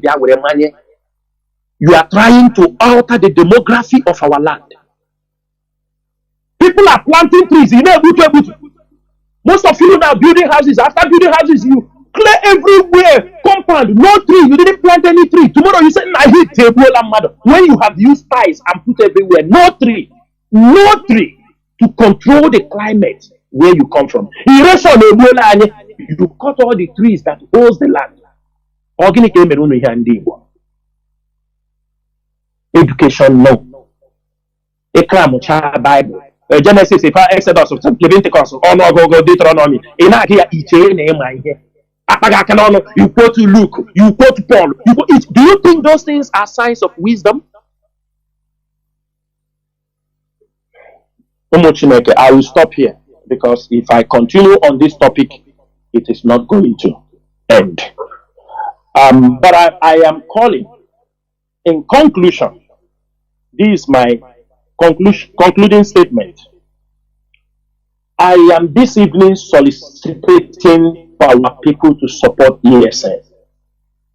The work is very, very enormous, especially during this farming season. It is not a job everybody must. If you want food to be available. Some of you are saying, I am staying in the north because food is cheap in the north. Some of you say, I stay in Ogun State. Cheap. No, they are not importing it because most of the farmers from India, from Zimbabwe, Obasanjo brought them to the West. Many Indians are doing cassava farming, do all kind of farming in the Zimbabwe farmers, they are all. How many is in your place? Nobody. We encourage, we are not telling you you need tractor. No, there is what they call, everybody who went to secondary school know about horticulture. Or horticulturists, people who be able to grow their own food with it for their personal consumption. Let's start from there. We are not asking you to go to industrial farming. Those who will go to inside industrial farming are those who have the money. The companies who want to run a farming business. But for you, plant the one you can eat. You don't need to buy everything. And this evening, I am calling our people. Most of you, you said you want to support ESN. You want to support the work of IPOB. This is the time. Some of you talk about ESN about we, but you don't know how to. In your village, to go to the farm where they are pursuing you people, you know what it takes. And because we control ESN to be disciplined, we don't encourage them to ask the villagers anything. Because we don't want to give room for any misbehavior, any misconduct. We don't want them to go there to ask the villagers, give us money. No, it is not the duty of the village. The leadership, the ESN command, make sure anywhere Fulani are disturbing our people. It is our duty to draft in men there to control the situation. Most of you see Fulani took over many villages, kick the villages out, take over their schools, their house, and live in their houses. In Biafra land, because it has not happened. Go to Enugu, go to Anambra, go to Ebony State. They kicked the people out and live in their own houses and communities and chase them away.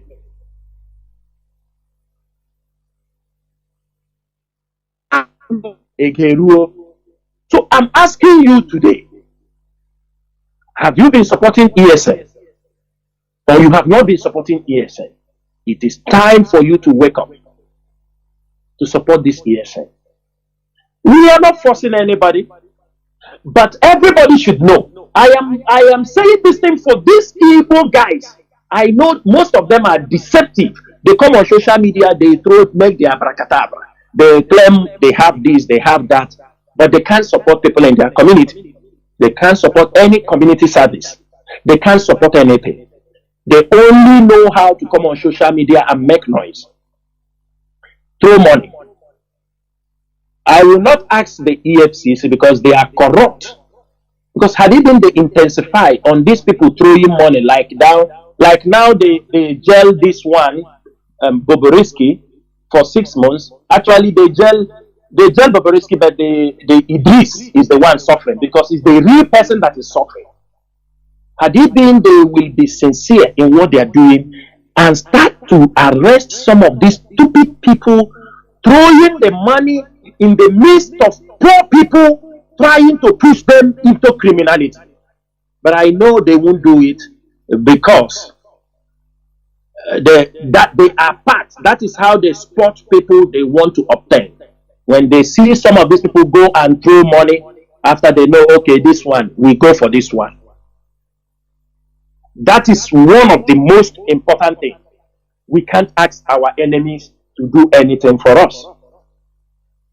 We can't ask our enemies to do anything for us. Also, finally, while you are cracking your brain and they talk to your people to support the ESN, we need it because, and those who want to support with seedlings, we know when we tell the state government, they will not, oh, okay, they are mayor, IPOB, they are. You know, it's just like when we say, let us bury our people. Let us bury the dead. There are too many dead bodies in our place, all in the mortuary. During celebration time, our people have turned it to burial period. If it is during Easter, they will pack all the. If you are coming for Easter, it is no more Easter. You are coming for burial. Everybody put their burial in Easter. In Christmas time, everybody put burial in. Why are people doing these things? The time people are supposed to come for celebration, you take only morning. People don't come again. We have asked our people, bury the dead. We know some people have now take up that advice that when people die, they bury them very fast and fix a date to do the burial ceremony. It is fine. They put the dead in the ground. But instead of some of these governors to come out and say IPOB, this is a very good point. This is a very good initiative. We are the initiator of this idea. We can help to extend this idea more deeper and make it work because we have the strategy how we can make it work. Instead for them to support us, we say very immediately. One person said, no, you can bury after 2 months. We give you 2 months. Is it not countering? He's just trying to put it in another shape. We give you 2 months to bury. What does it mean? It mean anything? No, indirectly, you want so that people will say, oh, okay, this governor say after 2 months now, no problem. Happen to IPOB say bury. But we are telling you, if you bury him that time and bury him after 2 months, it's the same thing.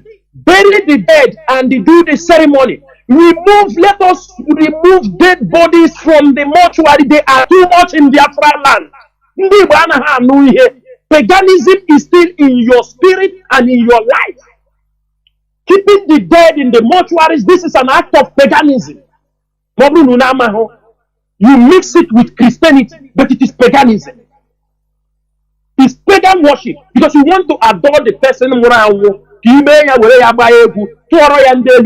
People now queue in Apams, and then they put a Rolls Royce. People who have never entered Rolls Royce in their life, they bring Rolls Royce to carry them when they dead. What rubbish are we creating in our society? We talk about agriculture, they don't want to look into it.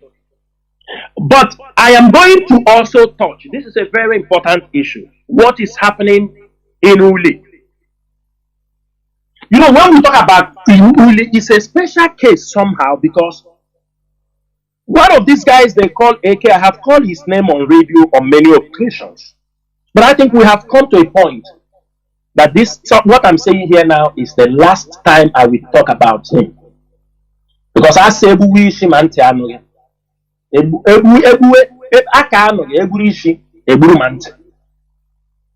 have found out that this guy, the same thing happening in Imo State is what they want to replicate in Oli. This AK is being sponsored by some people within that Oli. So far, we have calculated people that guy have killed on the flanges of Womeparanka or Mehinka. They continue to kill people, more than 30 people. And being sponsored by this guy they call ABC or Jacob. The one they call AK and Daddy, they continue killing people because of kingship tussle. Kingship tussle. Trying to Uli is in here local government. When some people hear Uli is hot, Uli, these are the people causing ABC or Jacob. Using it is kingship tussle. Just kingship. Anybody that want to contest for the kingship will be assassinated, will be killed. They don't, now he's working with politicians. Politicians are using him now. Do you understand me? Now they will go to another community, they tell you, if you don't want us to disturb you people, you pay us 5 million. You pay us 10 million. If not, we come and you see what we are doing. This is the kind of rubbish, criminality, this AK and Daddy, being covered by this ABC or Jacob. And what I'm saying is this thing. The governor should look into this kingship tussle.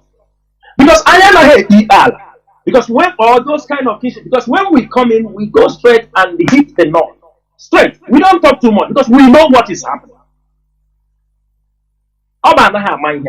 Soludo must look into this rubbish of kingship tussle.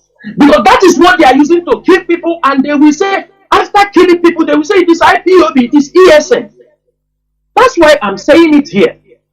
We know the problem happening, and we are telling them, stop doing these things in the name of IPOB, committing crime, keeping communities in heavy high crisis in the name of on the IPOB. Or what about IPOB? It's not IPOB.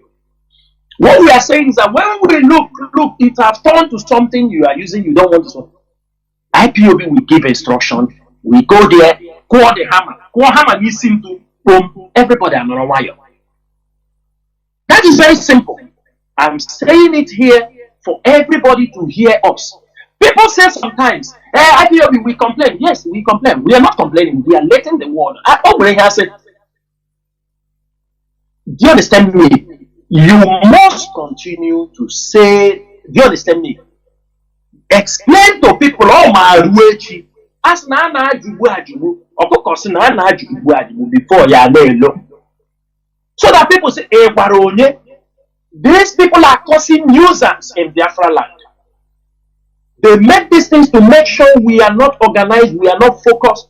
People are thinking we will not get Biafra. We will get Biafra. But what we need is to remove all these dirty people that are coming, they are being used, trying to make Biafra struggle look like a childish something, trying to make the Biafra struggle look like a criminal entity, which is not.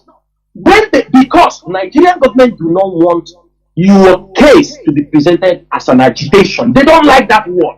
They don't like self-determination issue. They want, when they are talking to the foreign people, they tell them, no, it is criminality. It does not have anything to do with agitation. These people are criminals. This is what they want the world to hear. But thanks to IPOB, if you come in the media, we are top notch. You come in informing, creating awareness for the international community. We have done our job excellently well, and we continue to do it. We are not giving up. But they're supposed to know a media team sponsored with little or nothing, competing with the Nigerian media that they invest millions of dollars. Minister of Information, Minister of this, Department of Foreign this, they have all the media houses, they have all their IT, the people they buy off, all their standard, they have their media thing, but can they ask themselves, why is it with all these departments they have, if we tell them, or if we unveil, the day Biafra will come, we will unveil the men behind the IPOB media warriors, and then we marvel that indeed these people you see, they were the people that battled Nigeria on the media front. They will be surprised. That's why they think that, oh, because they are hearing your name, you are a millionaire. We are not millionaires. We are just a normal people being used by Chukwu Kikabia to fight for the freedom of our people. And to that, I tell Biafrans, I will be coming back because as of 4G4 Fala, so that most of you can comprehend what I have delivered this evening. I'm going to come back again online. Some of you have questions to ask. Keep your questions. Digest what have happened this evening, so that when you ask questions, you will hit the nail on the head. I will be coming on air maybe in a couple of weeks or after the court sittings, and those of you who have questions can be able to ask me questions. And those who need more things to be clarified, you can also throw in the questions. But I can tell you, in all these things we do, we want Biafra land safe. We want Biafra land. We want our people to understand the message we are fighting for. We do not want our people to be interrupted with issues that have nothing to benefit our people. We want our place to be developed. We want our people to return home. And that is why we need those that say that we are in the government. We are in the government, but do something like somebody in the government. Because we know you have the right to build the roads. But if you refuse, I'm telling you, we have no option. We know Biafra is coming, and we will do those things. It's just like when Okeze was in power. He thought the world will never come to an end. He left office. Look at what his successor is doing in Aba. So what can he tell people why he could not build anything? What will be his reason? Wherever he is, what will he be saying to himself? What are the excuses he can be able to make? No more. Because somebody is showing. Somebody who decided not to be carried away. Somebody who understood that he didn't fall on the people. They say, fight IPOB, fight IPOB. He knows IPOB is not his problem. He knows that he was appointed there to all the promises he made against, when he made during his election campaign, that is what he has to fulfill. It is not you tell people you will build roads for them electricity, you come in, you say, Chawa IPOB. Like Mba started, immediately he entered, he started declaring war on IPOB. I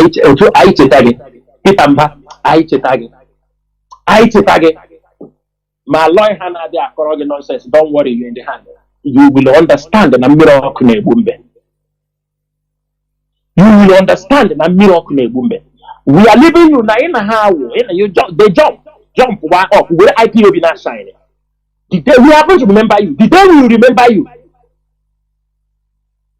It got matter there with the difference between owner or Mazi Chinasa, I will stop here. Biafrans and all the lovers of freedom. Once again, my name is Mazi Chinasa Nworu.